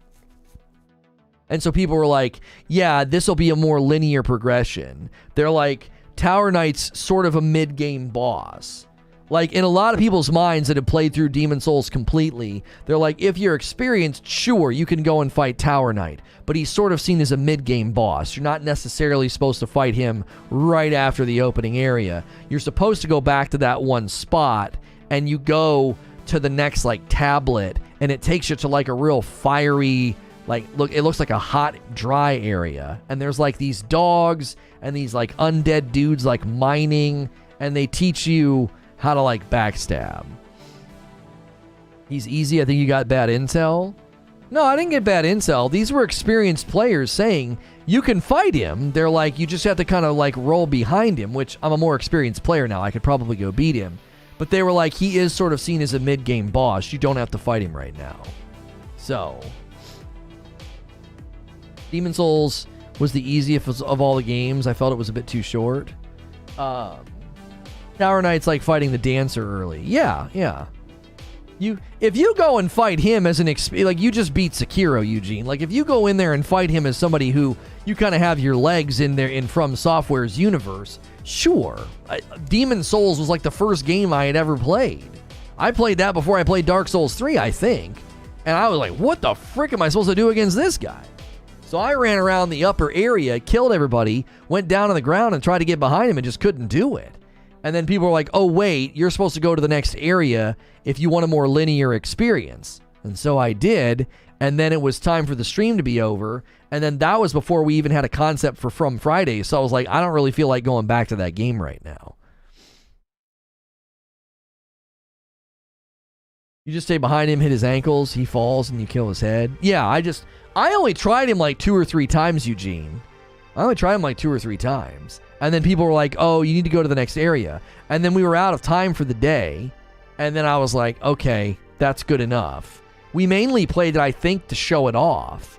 To like show off the remaster. To, you know, back then we were kind of view farming. Like if something new dropped, we would just play it on gaming because we were primarily covering Destiny. So we would come over here and just view farm. We would just play whatever's relevant. Well, I wasn't going to try and go the distance with Demon Souls back then. I was like, here it is. Here's the remaster. Here's how beautiful it is. All right, I'm out of here. Like, I had no plans to play that long term. We came up with the idea of From Fridays because we looked back at SNTR Gaming and we were like, the Dark Souls and the Demon Souls were our most watched streams. They were in like the top 5. And I was like, well, frick, those are really old games to pull that kind of viewership. So we came up with the idea of From Fridays. Like, if Elden Ring's going to be as good as it is, and I did feel like I had the chops to get good at these games, I was like, I had people telling me that I was doing well for a first-timer. Let's commit to it. You know what I mean? Will you play that after Sekiro for From Friday? Yeah, I don't know. I don't know what we'll do. What makes your disc plates color pop so much? I want to get some, but they all seem dull in comparison. Yours look next level on stream. Homie, I got LED lights pointed directly at them, and I got LED lights on the wall to give the glow behind. If I turned the lights off, they wouldn't look the way that they look. I have them front lit with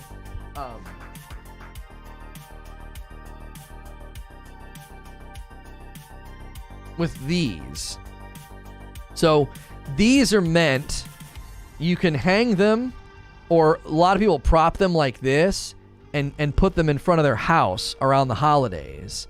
And so I use this controller here and I can select the colors and the brightness.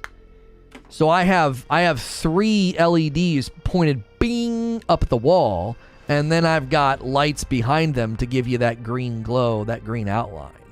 So that's why they look so good. You know what I'm saying? Imagine if you had them frontlit with the BenQ light. With the BenQ light wouldn't work for that. It wouldn't. It's just a basic light. It's not meant for that kind of thing. The color combo also helps the red pop. Yeah. I've played around with this to get this to look really, really good. I've tried all kind of different colors.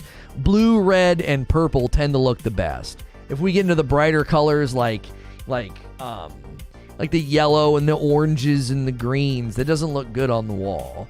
Now the outline color, if I can get the remote to do it, it's hard to do it. I can change the outline color to other colors. There we go. There's yellow. There's all kind of different, like, I feel like green's the best because it gives a really, really good contrast. So I have grown fond of doing green when I have this combo up. Green I just feel like looks the best whenever we have this set up. People are so driven away from making orbs as leveling profession is a massive grind. It'll take time for people to try and explore the concept again. Have you thought about the either of the Neo games? Not really. No. How much is it to have you come and install them in our homes? $1 million.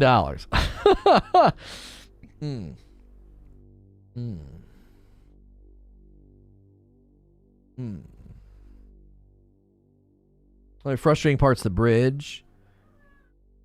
You've also got not patient. It also helps that now you don't have a time limit. Patient. What are you talking about, Ashen? Oh, because I can like keep going back? Is that what you mean? SNTR Lighting Services LLC. Right. Yeah, that can be our secondary. That can be our secondary way of making some income here. Guys, as a reminder, this will be our only stream this week because of the holiday. I will be traveling. Coffee orders are not working for the rest of this week. There really wasn't a reason to accept orders if we couldn't ship them out. We will be able to take orders once again next week, a week from now. Hopefully you're able to stock up. And we will obviously continue the normal schedule next week.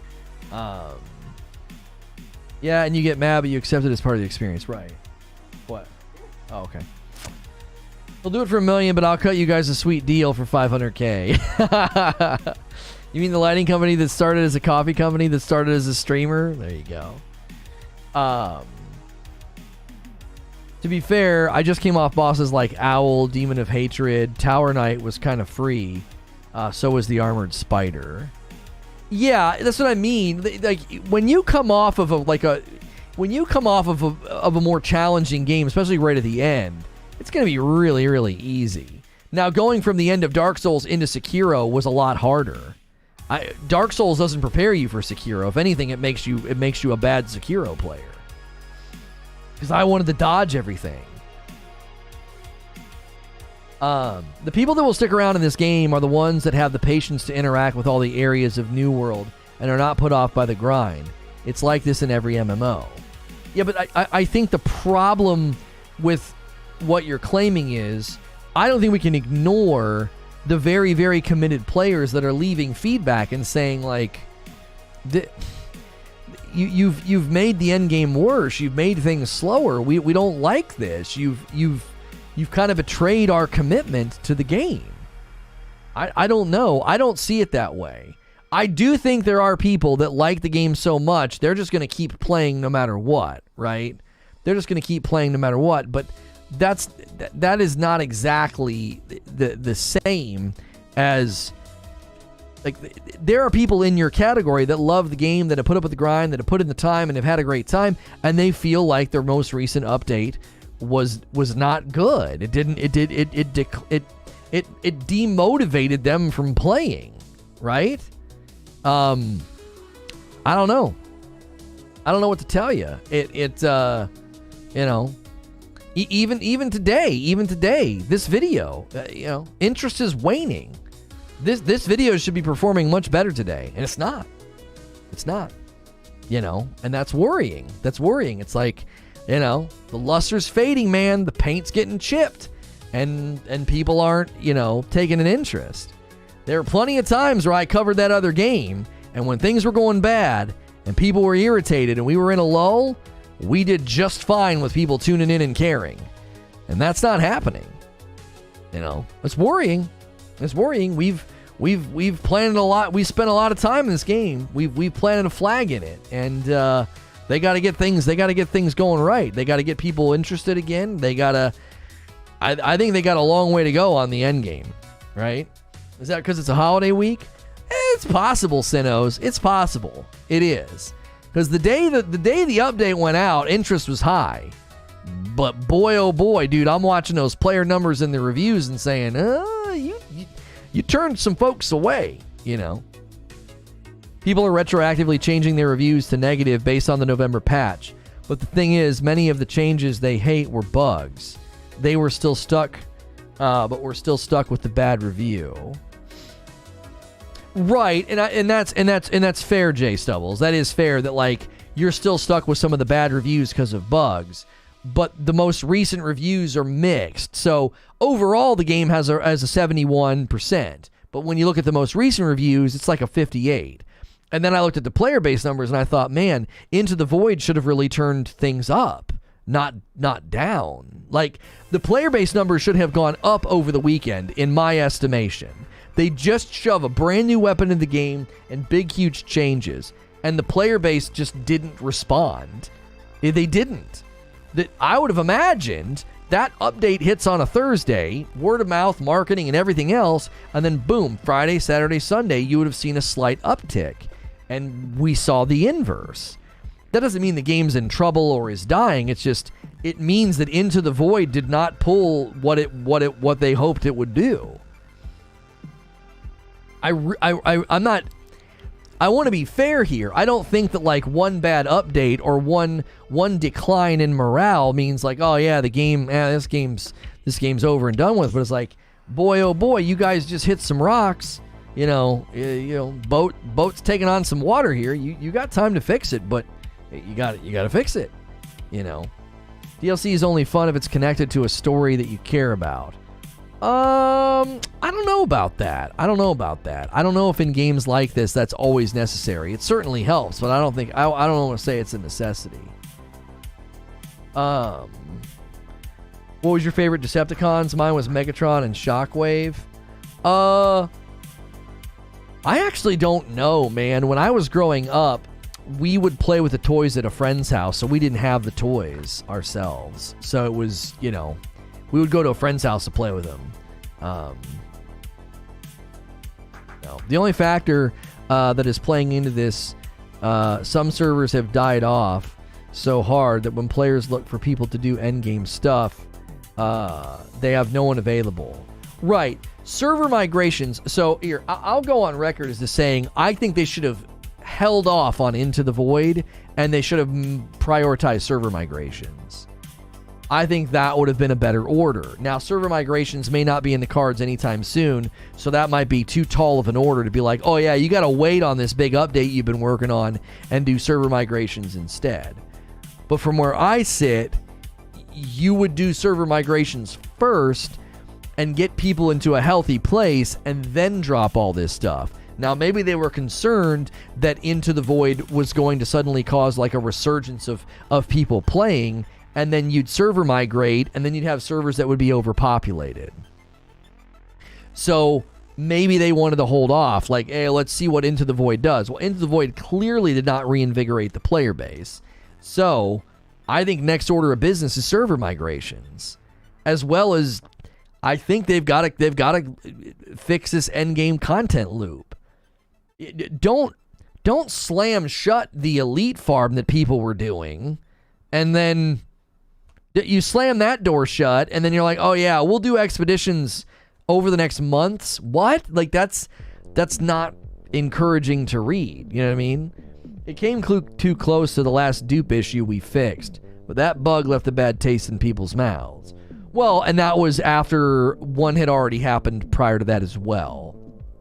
So it kind of started to feel like every week, what was the new thing that was going to, shut down the trade house, which is irritating for everybody. It's probably irritating for the developers, and then it's irritating for the community as well. The elite chest being nerfed was a bug. It was stated by our CM on the forum. Yeah, but that doesn't make it any better, right? So they acknowledge expeditions are rough. The content loop for expeditions, so New World expeditions, not where they want to see them. They make some changes to the tuning orb. Apparently, it's still pretty lengthy to do the tuning orbs. So people are like, this route is better. This route's more effective. If you're going to shut down a route that's effective, even if it's a bug, okay, nobody doing that felt like they were taking advantage of a bug or an exploit. I've got news for you, because it was very specific. It was like, you had to get a sweet spot number of people. You had to make sure you went in a certain route. You had to make sure you got so many hits. Like, there's no way anybody looked at that as like, oh, this is definitely a bug. They're like, no, this is the most effective route. This is the most effective path.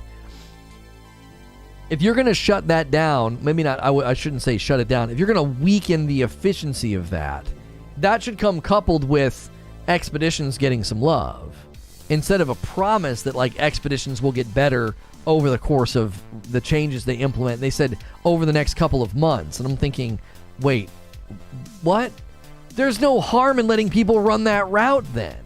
Like, if they do it and they get everything that they're supposed to, and then they take a break, at least they were satisfied.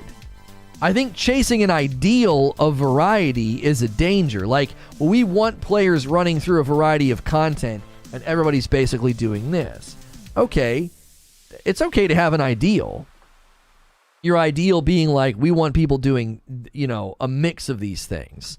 That's fine. You can have that. That's a good ideal to strive after. But if you're going to strive after that ideal, you have to have a multifaceted update, not a one-sided update. I completely agree with what you said. Genesis and Lazarus are most beneficial 580 plus gear score, and many people aren't there yet. So endgame expeditions just aren't as worth. And now, Merc is near impossible. Speaking of expeditions, what's your current relationship status with Outriders? So, Outriders, I think, was a great quality of life update. Certainly a reason for people to go back and play if they want a legendary farm, because the removal of the timer is nice.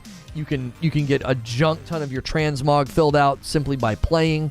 But I didn't see a reason for me to spend a disproportionate amount of time, because there wasn't really the new content was nice, but there was no new loot, right? If there's no new loot, then you're just sort of running content for the sake of running content, if that makes sense. Like, you're running the Outriders endgame stuff for you're running it for legendaries that maybe you never got because you gave up, or you're running it just to fill out your transmog encyclopedia. I just didn't see a reason to keep going, because it didn't seem like there was anything we could do with it day to day. And I don't think the community responded that strongly to it. Well, I stand corrected. It's slowly growing. Good for them. Wow. Okay. So this is actually encouraging for Outriders. Tuesday, they were getting a 6,000 player peak, then a 7,000 the next day, 7,500, then 8,000, then 9,000, and then over the weekend, a 10,000 player peak on Steam. So they've seen a slow increase in people coming back to the game. That's probably pretty encouraging. Now, I don't think that will last for very long, because there's still not much there, right? But there are probably people coming back and saying, oh, it's fun to fill out my transmog encyclopedia, my transmog collection, and I can now more effectively grind for legendaries because they removed the timer, and people took a big break, and now they're coming back and experiencing the increased legendary drop rate, right? People grinding out the transmog gear, all you have to do is give people something to do, right? All my friends were addicted to Outriders, felt burned by the game, and didn't even give a crap about this update. I mean, if Steam's looking that good, obviously you would think that the consoles would have similar growth patterns. Again, I don't see it lasting because there's just not much there. I would imagine that 1 to 2 more weeks of steady numbers and maybe a little bit of growth, and then it'll probably go right back down again. Because people will be like, okay, this is nice. I look forward to the expansion, and then that'll kind of be the end of it for a lot of folks. This is why New World's not in trouble. There's a mountain of things to do. They just have to get the cornerstones of the game heading in the right direction by February 1st. Well, and they have to.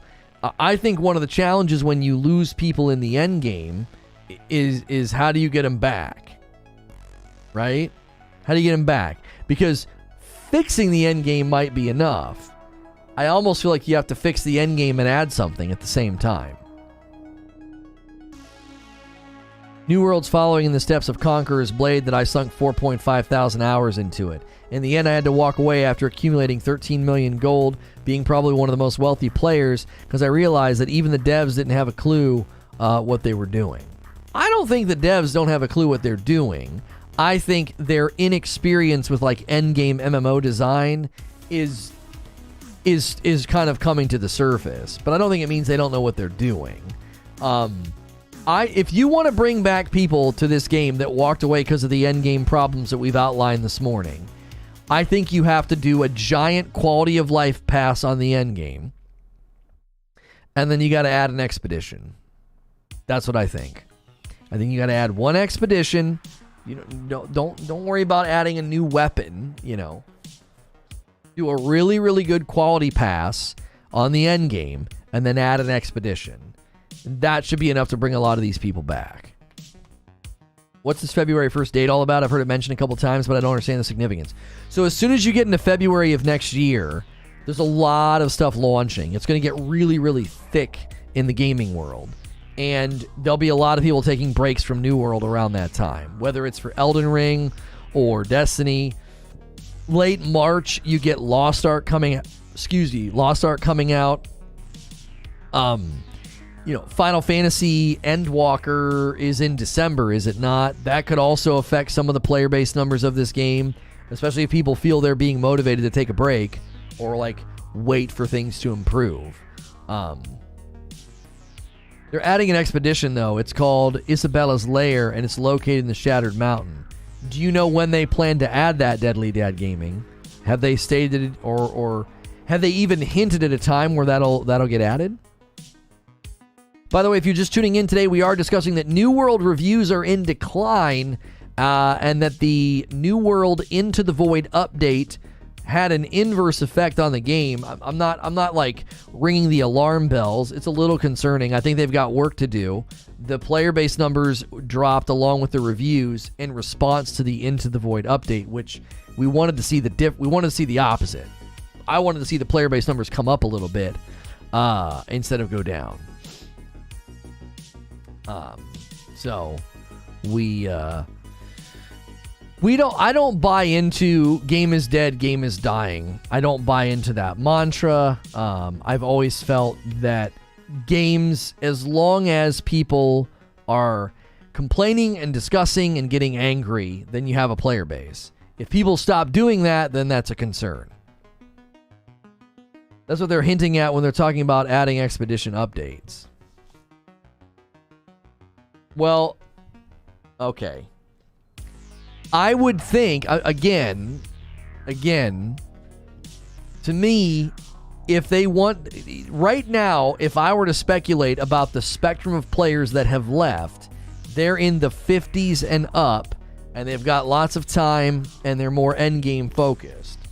So if you do a big quality pass on the endgame and fix a lot of the frustrations that people have outlined, and they can get back to grinding and get back to looting, if you did that coupled with this new expedition, that would bring people back. I think it would. I think they're facing two dilemmas then.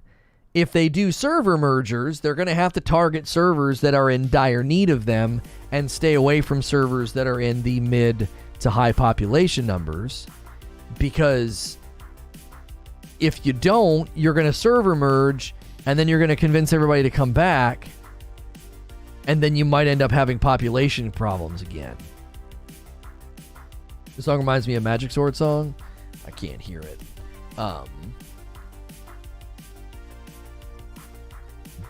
This one with all the clapping? Really?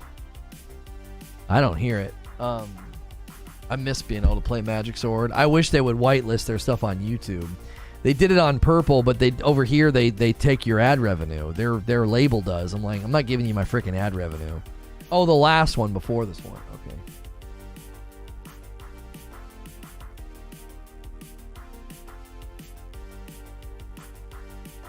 They gutted mages, which just really saddened me. I'm sticking around and just doing trade skills until they hopefully change it for the better.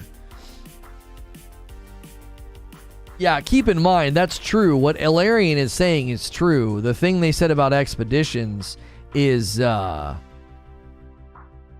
it's linked to them saying in the next couple of months. I don't know, man. Holy cow, most 29% will stop playing New World. Well, out of the ones taking the poll, 565 people, 28% are playing the same, so that's basically 30. It's a 70-30 split. So 70% of the people taking the poll are either playing less, taking a break, or walking away. And that's if they're actual players. Some of the people taking the poll might not be players. I don't think we gutted mages, says J-Subs. I was 3-shot by Firestaff all day in OPR yesterday. I think it more depends on build. Yeah, I remember looking at the Firestaff and thinking that there was still plenty for them to build into, right?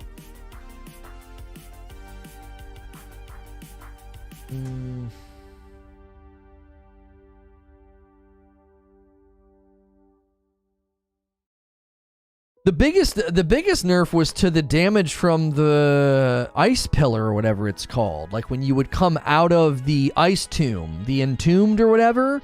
That was the biggest nerf that we saw, and that was arguably probably too high anyway. This is a passive defensive ability that gets to do a ton of damage when you come out of it. I mean, it probably did need to be, you know, tuned down a little bit. You know? You just hit 200 smelting. Hey, good work. Good work. I just couldn't bring myself to focus too much. I don't know. I just didn't feel like doing a lot of that stuff. Doing the 200 grinds. You know what I'm saying? It doesn't matter to me. I was having fun without it. You know what I'm saying? And to me, that's like rainy day. That's like rainy day grind. You know, we need something to do. We're kind of bored. You know, whatever. We'll run around and we'll do some of those grinds and some of those trade skills. I don't feel particularly pressured to do that stuff right now. Asmodium. That makes me think of the name Asmodine. Isn't Asmodine from the Wheel of Time? I've only watched the pilot episode of Wheel of Time on Amazon, and I thought they did a great job with it. Apparently, they're working on season 2, and they're already booked for season 3. So I'm excited. I think they can pull it off. They made some changes that I thought were really stupid, but overall, I thought the casting was good and the art direction was good. I've not watched the second and third episodes just yet. Playing Lumberjack today, made about 1,000 gold so far this morning. Yeah, that's always, that would be satisfying too, to like lean into certain trades and try to make money, you know, like try to use that trade house, you know, find an area that's got really good stuff and try and sell it. Wheel of Time based on the books? Yes. It's based on the books. Yep. Yeah, they made a change in the first episode that I wasn't too fond of. I was like, wait a minute, this person wasn't married at the beginning in the books. It's just so unnecessary. There's also there's also these two people sleep together, and I'm fairly certain that's not in the beginning of the Wheel of Time. Again, they're taking some liberties with like romance angles, and I always think that's so cheap and so easy to just add romance angles. It's like, okay. In any case, I still feel like they did a great job. I think the casting is excellent, and the special effects were about as good as I would hope. And then like the costuming for some of they're like, you know, like animal-like beasts that show up, I think they did an adequate job. They weren't bad and they weren't phenomenal, but they were like, okay, that's fine. Like, I was good with it.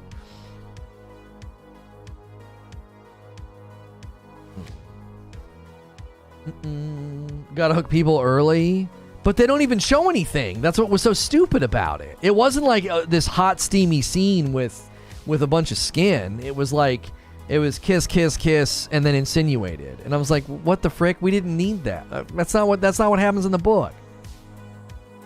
I don't know. I just liked it for really, really long character arc reasons. I was like, that's not what the people that live in this town would have done. It's not faithful to the people that live in the opening town, but whatever. I can get over it because everything else was fine. Yellowstone's the best show on TV right now. I've heard good things about Yellowstone. I have heard good things.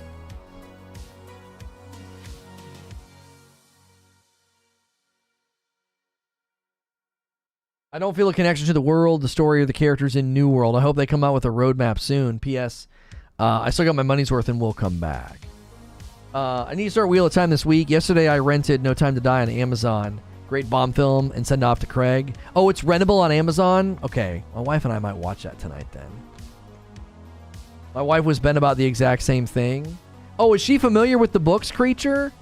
I was irritated. I was like, I told my wife, I said, this has the potential to be the next Game of Thrones, and they don't have to do any of that. It's not in the books. Now, there's definitely some weird customs in the books. There's some people they're going to encounter later where, like, the women sit around, like, naked in these steam houses. But there's never descriptive, like, it's not done in, like, a sexual way.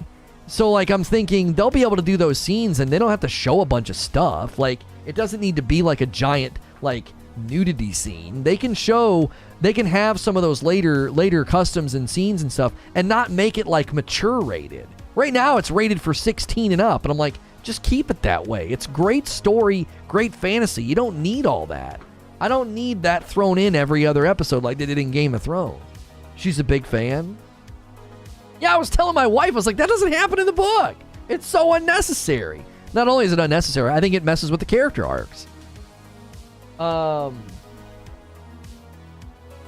Yeah, it wasn't anything. Yeah, my wife's like, are you going to show something or not? Yeah, it wasn't even like that. It was, I don't know. But it's rated 16 and up. It's not like it's rated mature and like they dangled the possibility that you might see like a boob or something. It was just like, what is this? This is stupid. Well, plenty of people want to see that, babe. That's true. No, I've not watched Arcane. I've heard it's gotten great ratings though. Especially that they already started changing stuff. Customs of the village. This guy, appearance why I have Matt's character. I felt like Matt was fine. I actually thought the casting for Matt, Perrin, and Rand is perfect. I think the casting's perfect. Rand should be the tallest in the village, but he's not. Right. I can overlook little things like that, though, because if he's the right guy for the part, then it's okay that he's not necessarily a towering giant. He's got the hair. I think he's got the look. I think he's a good actor. I think you have to go. Sometimes they probably were torn. They were like, well, we got to go with this guy. He's the right fit, but he's not quite tall enough. Yo, it's good, Agent Atwood.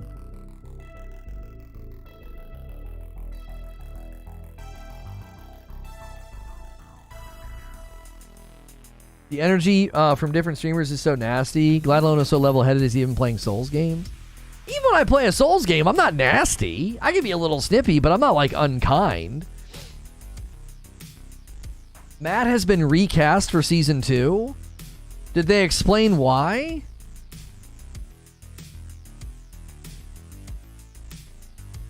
Matt's mischievous like a child. They portrayed him like an a-hole who just throws barbs because he likes them. No, he was bad in the beginning. What are you talking about? He's bad in the beginning. He's not a nice dude at the beginning of the books. He's all about gambling and he's reckless. He's not a very good dude in the beginning.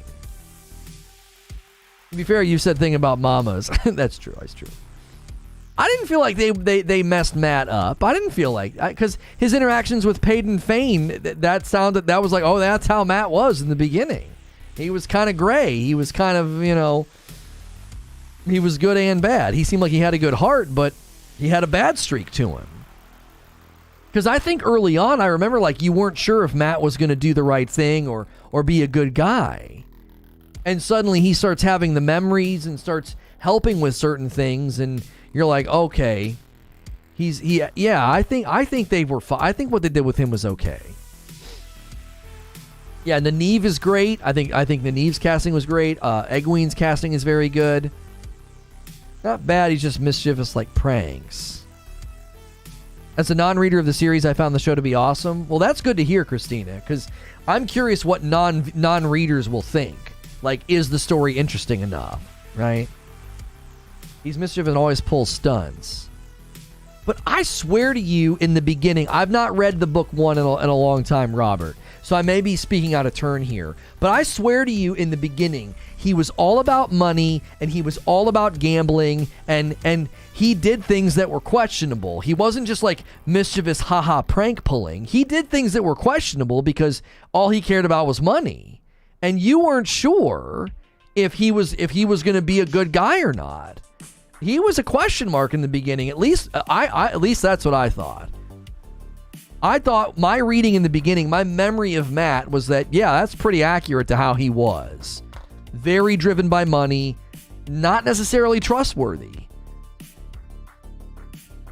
Amazon Reader, but I have the commentary of my wife who reads them like twice. Right. As someone who's not read the books, it's kept me captive, and I felt it was well done. I hope the show pulls enough interest to keep going with hopefully a bigger budget. Talking about Han Solo? Shut up, Pico. Yeah, I don't know. I think it has the potential to be, a 10-season long series and be super popular if they play their cards right, because the story is insane. The story is awesome. I think people that like fantasy, I think people that like anime will like it, because some of the story arcs and some of the crazy junk that happens, it has a very, anime feel to it. Very, epic fight, Dragon Ball Z kind of a vibe. I think folks will dig it from all walks if they pull it off and keep it good, keep production high, good casting. I think they easily could bank 10 seasons out of that show. If they do one season per book, it's 14. I might get a little long in the tooth. I mean, the Aes Sedai are supposed to look ageless. That's going to be tough for some of these characters because they're going to age. I mean, there's CGI and makeup, so who knows? But the Aes Sedai are supposed to be literally beautiful ageless women, and that might get tough. 14 seasons deep. What series? Wheel of Time on Amazon. It's based on a very great and highly praised fantasy novel series. Robert says he was a typical teenager who goes from a village to a town, and in the village, he flowers dogs to make them appear like ghosts. In town, he attracted to drinking and gambling as a teenager would be. I don't know. I'm willing to look past it, Robert, because I think they have to. I think it's easier in a book to make his recklessness more subtle, and in a series, they have to be like, no, he's reckless. They have to make it abundantly clear to you that he's the reckless guy in the group. You got the brute, you got the strong, broody brute, you got the sort of mysterious lead, and then you got the reckless guy. They have to make it very clear. I think it's harder without a book to make that stuff clear, so maybe they're going to step very strongly in the direction of yeah, this guy's reckless. That's very important to his character arc. I hope they don't butcher it too much. Right. Same. Because they could certainly take lots of liberties as it continues, and it'll irritate fans. They'll be like, what the frick, why'd you do that? Lono, which one of them is the dragon? You have to figure that out. You have to watch and see.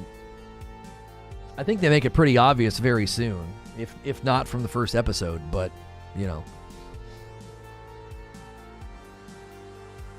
was waiting so long, the show already flopped once. When did it flop? Did they try to do a cartoon or something? I thought it was in production limbo, ownership limbo for a really, really long time, and then Amazon scooped up the rights, and I think they did it in response to Game of Thrones. They already started changing big things. I've not watched episodes 2 and 3, so I'll have to revisit my thoughts after that. I only watched episode 1, and I was like, this is a great start. I'm satisfied as a fan. Irritated at some of the liberties, but I can look past it because they're going to do that. They're not going to do a one-to-one production. I know that. There was a pilot episode many years ago that went into limbo because of rights. Oh. I watched the 3 episodes available. It's reasonably close to the books. Not super close, though. That's what I mean. As long as the trajectories stay intact, I'm just going to accept the fact that, there's going to be liberties that irritate me. It's not a spoiler. You know within 2 minutes. Perrin having a wife, I was like, the frick? I was like, what? But then I just got over it. I was like, whatever. It wasn't that big of a deal. I think New World is declining because you can't log on without another game breaking bug or reason the economy is shut down. The game needed more time. I know that definitely turned people off. Into the Void turned people off for different reasons, though, EJ. Someone just bought the rights, and then they held on to it because he didn't want comp. That really threw me. I was baffled. I literally had to Google it, Tink. I was like, wait a minute. He does not have a wife at the beginning. Because, again, his character arc, I think that's important. But, whatever. Yeah, exactly, Christina, exactly. But when they change underlying stuff, that holds a lot of the story together. I don't know. I don't know about that. It was so strange. Yeah, I was trying not to put spoilers in the thing. Whatever.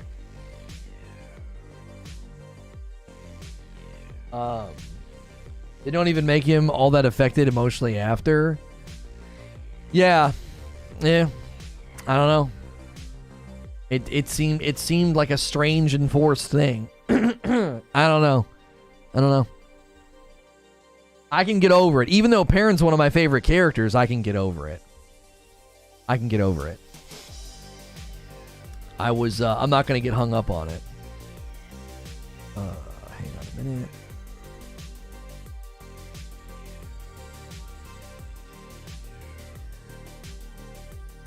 I think they want him to be quiet and broody, and this was like a good reason to make him quiet and broody right off the start. Like, I think that's what they wanted for him. They want a quiet, broody dude. That's what he's supposed to be, like the strong, silent type. And so they're creating an arc so that you're like, oh, I get it. You know, he's going to be the quiet, broody guy for, you know, the duration of the show or whatever.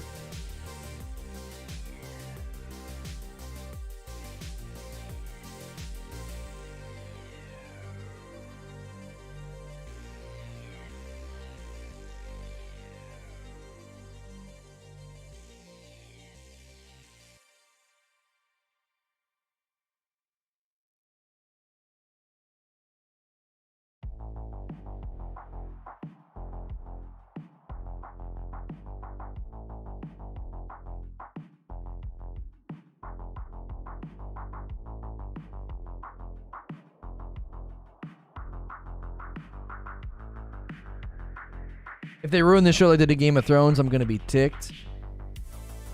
You would think that they're going to learn from Game of Thrones and they're going to avoid doing like massive stupid decisions, but I don't know.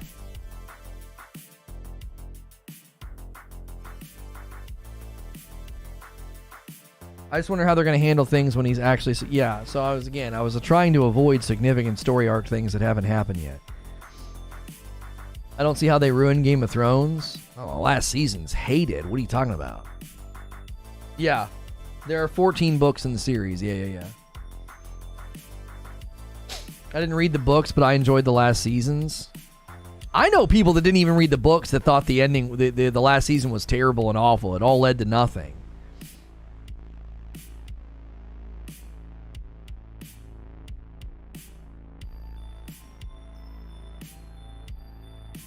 Yeah, we'll see. I mean, like I said, they're already working on season 2. They're booked for 3. Creature says they're booked out for 5. That's crazy to me, but that means they're confident in it.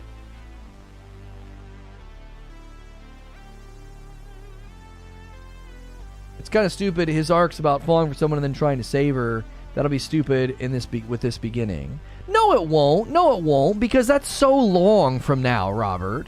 It's not like it's not like he's going to walk down the road and suddenly be in love. Like, it takes a super long time to get there.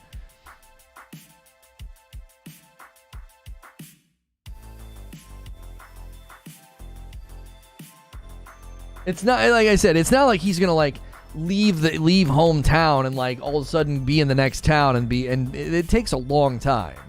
It's many, because he's different by the time that happens. I thought leading to nothing was the point of Game of Thrones. All the politics and character assassination, but nothing ever really progressed. I mean, I am not equipped to talk about how bad that last season is. I'm not equipped, because I didn't watch it, so... The general consensus, even from the actors themselves, was that the final season was friggin' terrible. So, I don't know. You're not in good company if you think the final season of Game of Thrones was good or fine. Like, you're not in good company. You're in a very, very small group.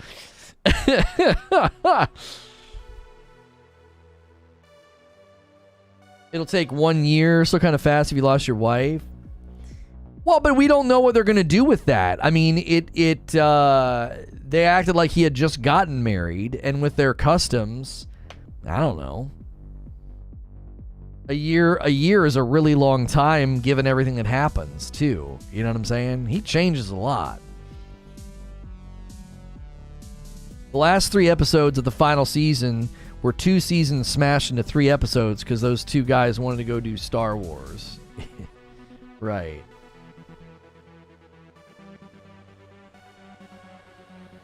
There's literally a Starbucks cup on one of the tables. There's a contract between the viewer and the creator. We put up with mystery and confusion and pacing because it's supposed to pay off, not just suddenly be hand waved away. Right. New World faction, you gotta kiss the biggest company, otherwise you won't get the help during PvP or them declaring war. Right. They rush it because they got the Star Wars contract coming up. Then it was so bad they lost that opportunity. Serves them right. That serves them right. You know, that's exactly how that should have been handled. You know, you completely rushed and mishandled everything you were working on and really irritated fans. We're not about to handle one of the biggest franchises in the world to you, you know, especially after how bad Star Wars had been up to that point.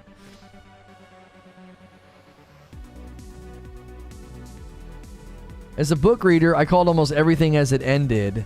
It was always headed that way. It was just rushed. Right. I don't think people were like, yeah, I think a lot of it was that. I don't think people were like, I can't believe I didn't get everything to work out and everybody had pie at the end, right? No. I think it was more about, it was insanely rushed. You know. I think that's what irritated people. It didn't feel like anything was timely or honored. It was just you blinked and it was over.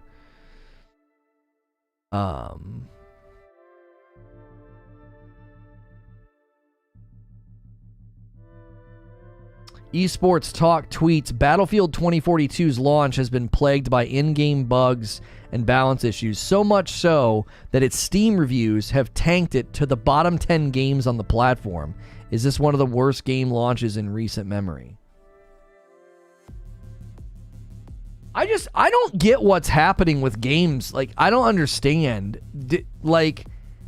How do game launches get worse and worse and worse from the biggest companies? Like, it doesn't even make any sense anymore.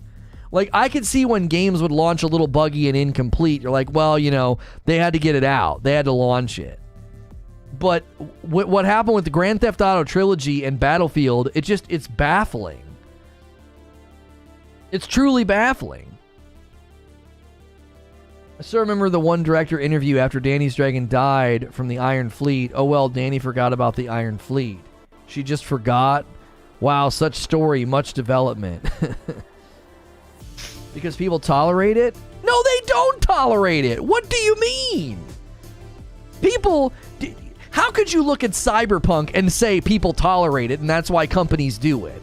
Cyberpunk was eviscerated, removed from a storefront, and people got refunds and they lost billions in share value. Who's tolerating it? It's been terribly destructive to companies and consumer confidence. It doesn't make any sense. It's not like Cyberpunk launched in the way that it did and then made tons of money and all was well 3 months later. No. If anything, Cyberpunk was a cautionary tale in the opposite direction. People are not tolerating this. They're not. The Metacritic scores and the public embarrassment here, it's massive. They got nominated for RPG Game of the Year. Oh, who gives a crap about that? You think that nomination's putting money in the bank? CD Projekt Red has suffered greatly for their launch. Billions in stock value lost, consumer confidence shaken to its core. They're a meme at this point. A nomination isn't going to change that. The nomination makes the memes worse. It's just going to resurge the memification of that game. People are not tolerating this at all because they know people will buy it. But that doesn't make up for the fact that they just have had massive consumer confidence shaking. They're not going to be able to make any money off these games.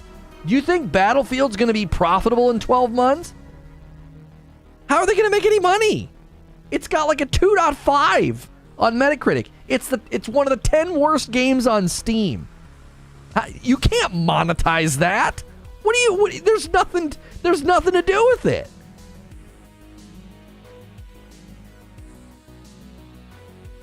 A few million in sales doesn't compare to billions lost. That's what I'm trying to say. It doesn't make any sense. It's baffling. You're not even going to make money on this.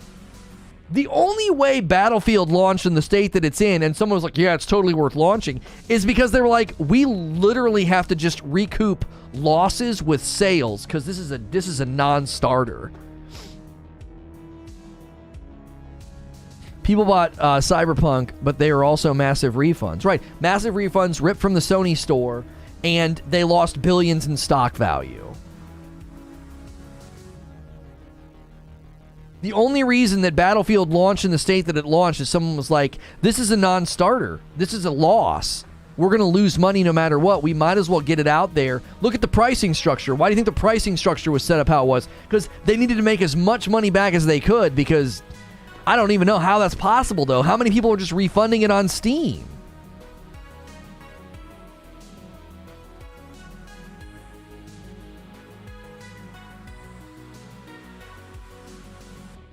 They tank games they don't like and cut funding later. You people don't understand the law of large numbers. What do you mean we don't understand the law of large numbers? Educate us if we're too stupid to understand why you would do this. Did you see the article I put in general about Peppa Pig? No, I didn't.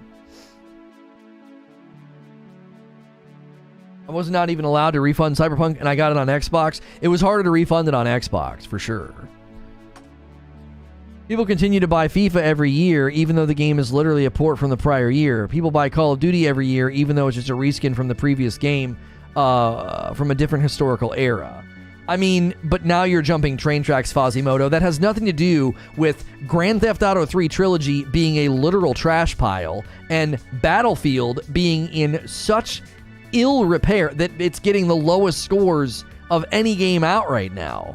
That has nothing to do with repackaged, established copy pasta franchises like FIFA, Madden, and Call of Duty. And Warzone is chuckling at you right now, claiming it's a reskin of the previous game from a different era. Warzone's printing money faster than like any game in existence right now, save maybe GTA 5. And those games aren't broken, exactly. Yeah, they're reskins. They're not really inspired a lot of the times, but they're not broken. They're not embarrassingly bad.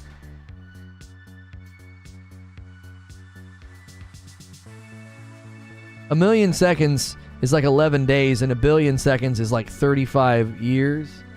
31 years. Destroys my point completely. It just points to lazy devs. Warzone doesn't count. How does Warzone not count?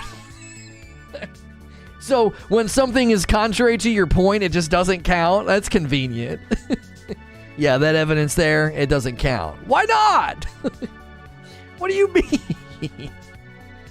I heard somewhere that the GTA port was also pulled up to release by a significant amount of time.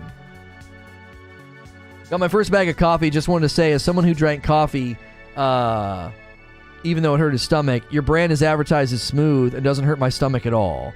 Diaz, you're not the first person to tell me that. One of my mods told me that. He's like, I can't drink coffee because of my stomach. And he's like, I can drink Rageless Roast. It's the balanced acidity. It's easier on your stomach.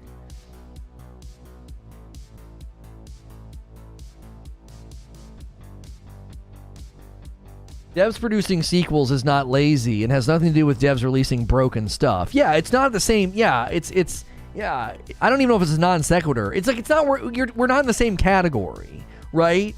We're talking about like I went to a restaurant and the food had like rat poop in it and was inedible. And you're like, yeah, but McDonald's quality of beef is so low because it's mass produced and it's the same thing. Okay, no, we're not talking about that. We're not talking about like mass produced products that are copy pasta and samey every year. We're talking about products that are so dadgum terrible they're not working. Like they're unplayable. Did you see the difference? Like, it's a completely different discussion to talk about like established franchises being able to get away with little innovation every year and just phoning in game development and making massive amounts of money. That's a different subject entirely than they shipped. These are two of the most well-known franchises in existence, and they shipped garbage.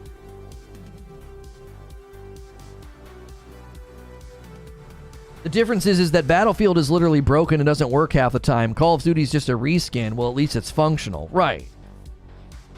They're probably not counting Warzone because that's not a full Call of Duty game versus Black Ops or Cold War. Battle Royale versus single-player campaign. I mean, I get where you're coming from, Murph, or where they're coming from, but again, it has nothing to do with the discussion. GTA and Battlefield. These are very popular, well-known franchises. And they launched garbage. I mean, I get the difference. I'm just saying devs have gotten lazy. I don't know. This is something else entirely, brother. I don't know. Devs have just gotten lazy. For the record, McDonald's high standards for beef increase the standards for the entire industry. Producing mass assembled burgers requires good, consistent sourcing. Right? I didn't know that. I was coming up with an example off the top of my head. Like devs are lazy. I mean, I don't even know if this is evidence of devs are lazy. This seems very, very different than that. Call of Duty Vanguard Zombies is so bad it's ridiculous. It's a waste of money.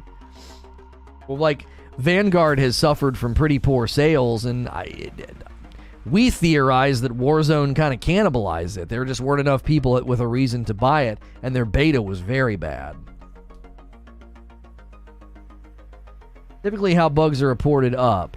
Dev reports to management a critical roadblock bug. Management reports up, it'll be fixed soon. Management reports back up, no significant bugs. CEO reports, ship it. Paranormal says they planned for the cash shop items to be pay to win, and they had to push it. So they didn't update their plan? Wait, which game are you talking about, Paranormal? Basically, the law of large numbers indicates that nothing which grows can maintain its growth pace. Eventually, it dies, and it's totally unrelated to anything other than time. Devs are lazy. Tell me you know nothing about game development without telling me you know nothing about game development. Right, I don't think devs are lazy. This has to do with shippable timeframes. It has to. I don't think that there are lazy devs. I think it comes down to massive size of the teams it takes to build every AAA game now. The number of lines of codes, and it takes all the data that is processed. It makes version checking code and squashing bugs really hard. Yeah, I guess my question is, I don't how did the past Battlefield launch in better shape then? I've literally seen footage comparisons of just the animations and the buildings falling, and it's like Battlefield 4 feels like it was in better shape. How is that possible? How is that possible? How's GTA Trilogy look worse? What happened? What went down? This is bizarre. Yo, it's good, Reaper. Have a wonderful Thanksgiving. Thank you, Joshua Hornbacker. I appreciate that. Battlefield 4 launched worse. It wasn't even playable like Diablo 3. I didn't play Battlefield 4 at launch. Did it get better over time? As a long-term fan of Battlefield franchise, I can say, hand on heart, I was expecting exactly this at launch. Just looks at the history of Battlefield launches in history, and it shows that they will fix things. They improved Battlefield 4 so much that nobody remembers. Battlefield 4 had a bunch of issues at launch as well, but not as many as 2042, says Detroit. Battlefield 4 was bad for like 2 months at launch, says Butters. The law of large numbers is like, if you flip a coin 100 times, and get heads 100 times in a row, the feeling is, well, tails must be next. When the individual probability doesn't change, it's still 50-50. I feel like 2042 is the same as all Battlefield releases. How do I answer the question if I've never played New World? You could just say nothing. Yeah, you can just close it. We can end the poll. We're kind of shifting gears here at the end anyway. Battlefield 4 was pretty bad at launch. That's why I never buy Battlefield games at launch anymore.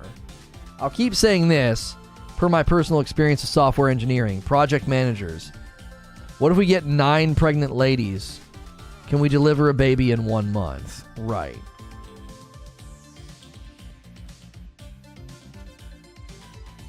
They will make Battlefield better. It's just going to take time. I think their biggest... I'm telling you, Battlefield's biggest dilemma and biggest hurdle right now is that they charged full price for the game. At a time where you can play Warzone, Apex, Fortnite. You can play all those games for free. And Battlefield was like, no, our game's going to be like $80 to $100, depending on which one you bought.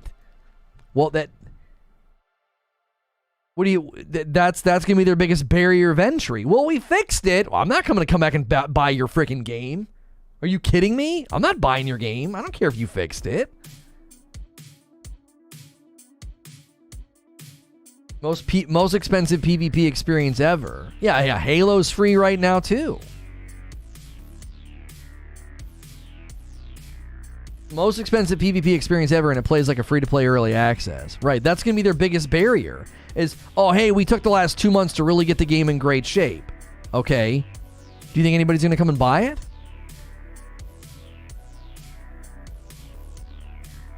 Probability math is everything. To dumb it down, if the coin flips, it shows me that you're either young or you can't consider quantum calculation. Oh, gosh, we got one of these guys here. Where are we on Reddit right now? I'm incredibly smart.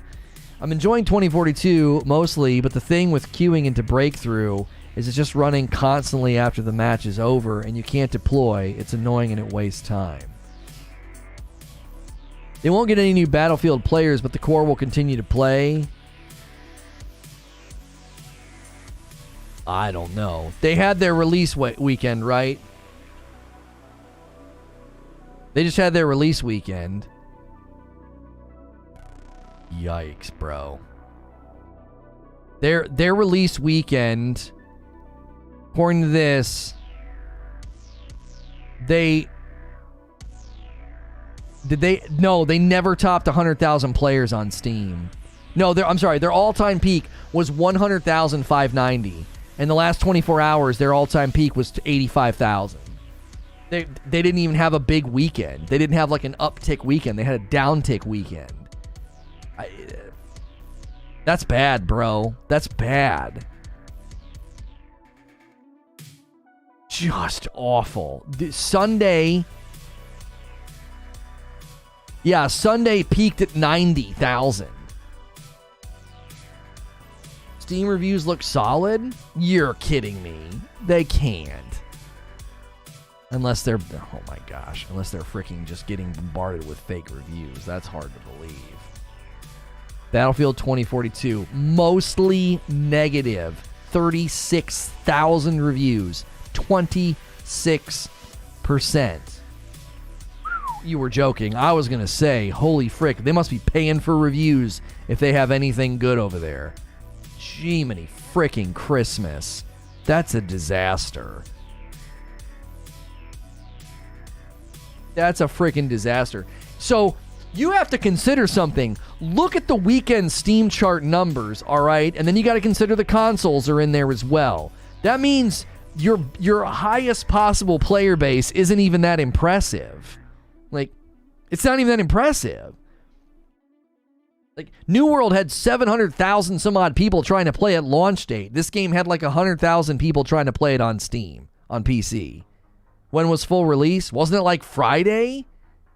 Friday or Thursday? I think Thursday you could get in like a day early and then full release Friday. That's their opening weekend on Steam. They barely cracked 100,000 players. that means long term, that's your player pool. That's it. How many of them refunded and are never coming back? And if you want them to come back, they got to buy it again. They're not buying it again, not after this. You've noticed they've changed? No, those are metal posters. They're disc plates. See? They hang on the wall via magnets. So here's Book of Boba Fett. And so back there's Witcher and Horizon Zero Dawn. They've not changed during this stream, but I change them every day.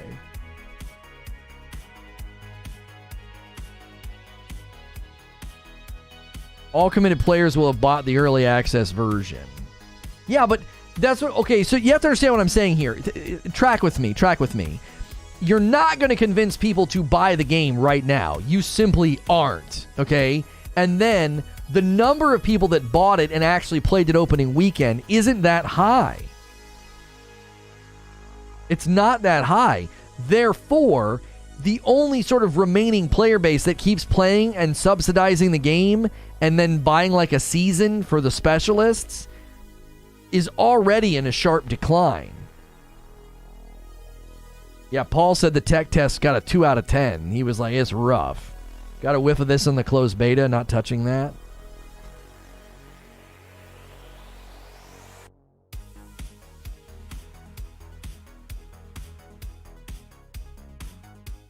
I got my brother-in-law disc plate the other day using your link. Hadn't seen them in person before. They're sweet. Yeah. Be sure to use my link below in the description or the link in chat. They make, if you're looking for getting some, Christmas presents. Coffee orders, you can't make any coffee orders this week. We'll relaunch coffee orders next week because I'm going to be out of town. Has Battlefield ever been that popular? Okay. Battlefield 4 Steam charts. No. All-time peak 12,000, but that, who knows? Who knows if that's even a good snapshot, because most people probably weren't playing Battlefield 4 through Steam. They were probably playing it through console. But yeah, that's a terrible measure. I doubt anybody played in great number Battlefield 4 through Steam. Not even always been on Steam, right? Yeah, that's not a good measure. We could maybe do Battlefield 4 player base peaks and see if anybody's been able to estimate it.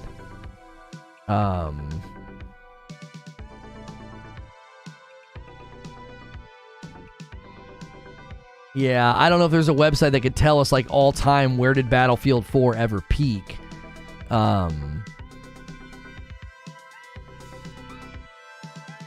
Battlefield 5 topped. So Battlefield 5 had a peak of 87,000 according to this article. There doesn't seem to be a good way to measure Battlefield 4 because these guys are referencing Steam charts and that just isn't helpful. Steam charts are just not a good measure because so many people play these games on console. I guarantee a majority play these games on console. Battlefield 4 all-time player peak. I don't know if there's any websites that track this. Because everybody's just pulling the Steam chart numbers, and that's just not a representation. Battlefield 4 online population history. Hang on. Battlefield Tracker. There's a website here.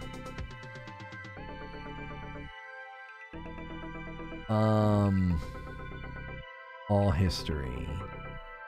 It's not, their website's not working.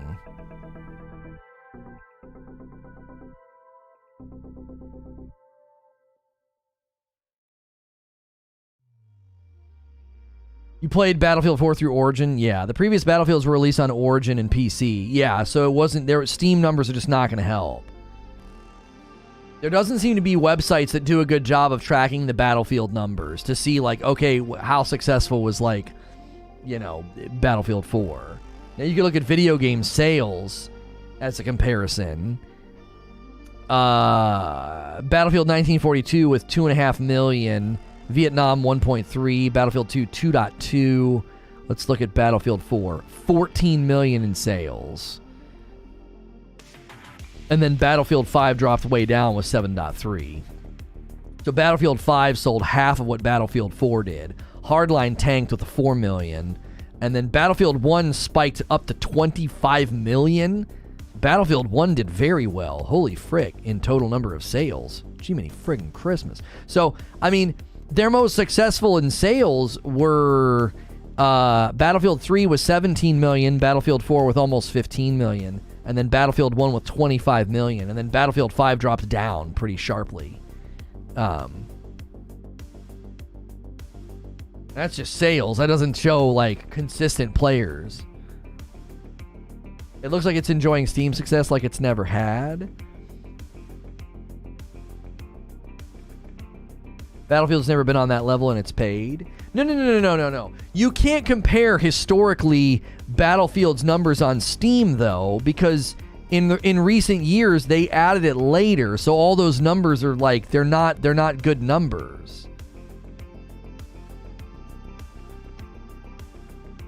So Steam is not a good indication because you're comparing it to times where most people were probably buying it console and Origin. Oh, you can compare it to 5. But Battlefield 5 didn't do very well, did it? Battlefield 1 was the first shooter going back to World War in many years, so it had lots of hype. That's right, I remember that. That one actually had a great campaign. How's that any different now? Oh, well, what was... Yeah, I'm sorry, then. Okay, you got Battlefield 5 Steam charts.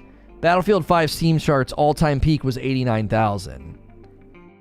So this game has beaten that by 11,000, and we'll see if it can... if that translates into anything.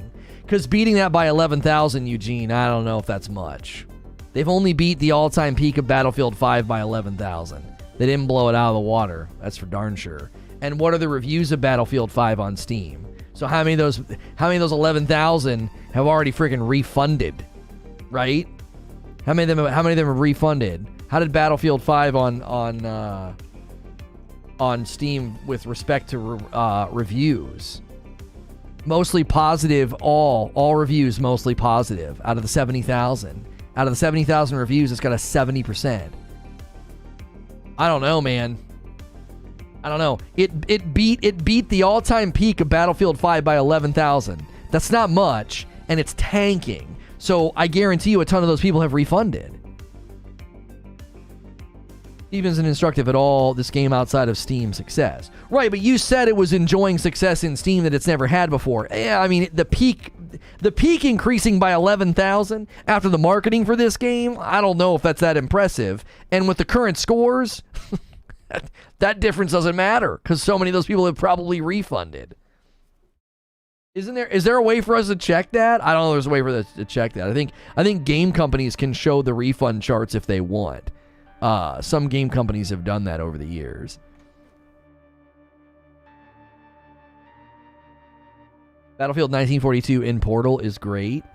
Yeah, I've heard people say that it's worth it to get Portal, but outside of that, it's not worth it. Like, it just isn't worth the purchase. I have actually heard that.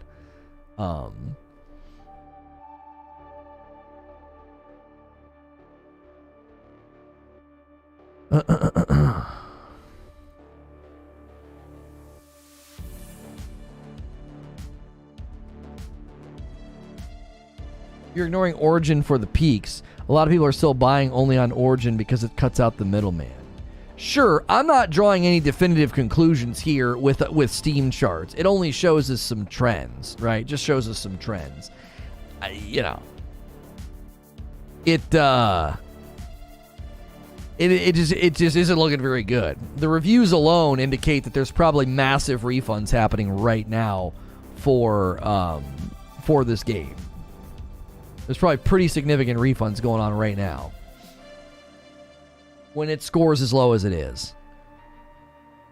I mean, I don't know. I can't see a game tanking this sharply and people just not trying to refund it. How many people buy games and barely play them?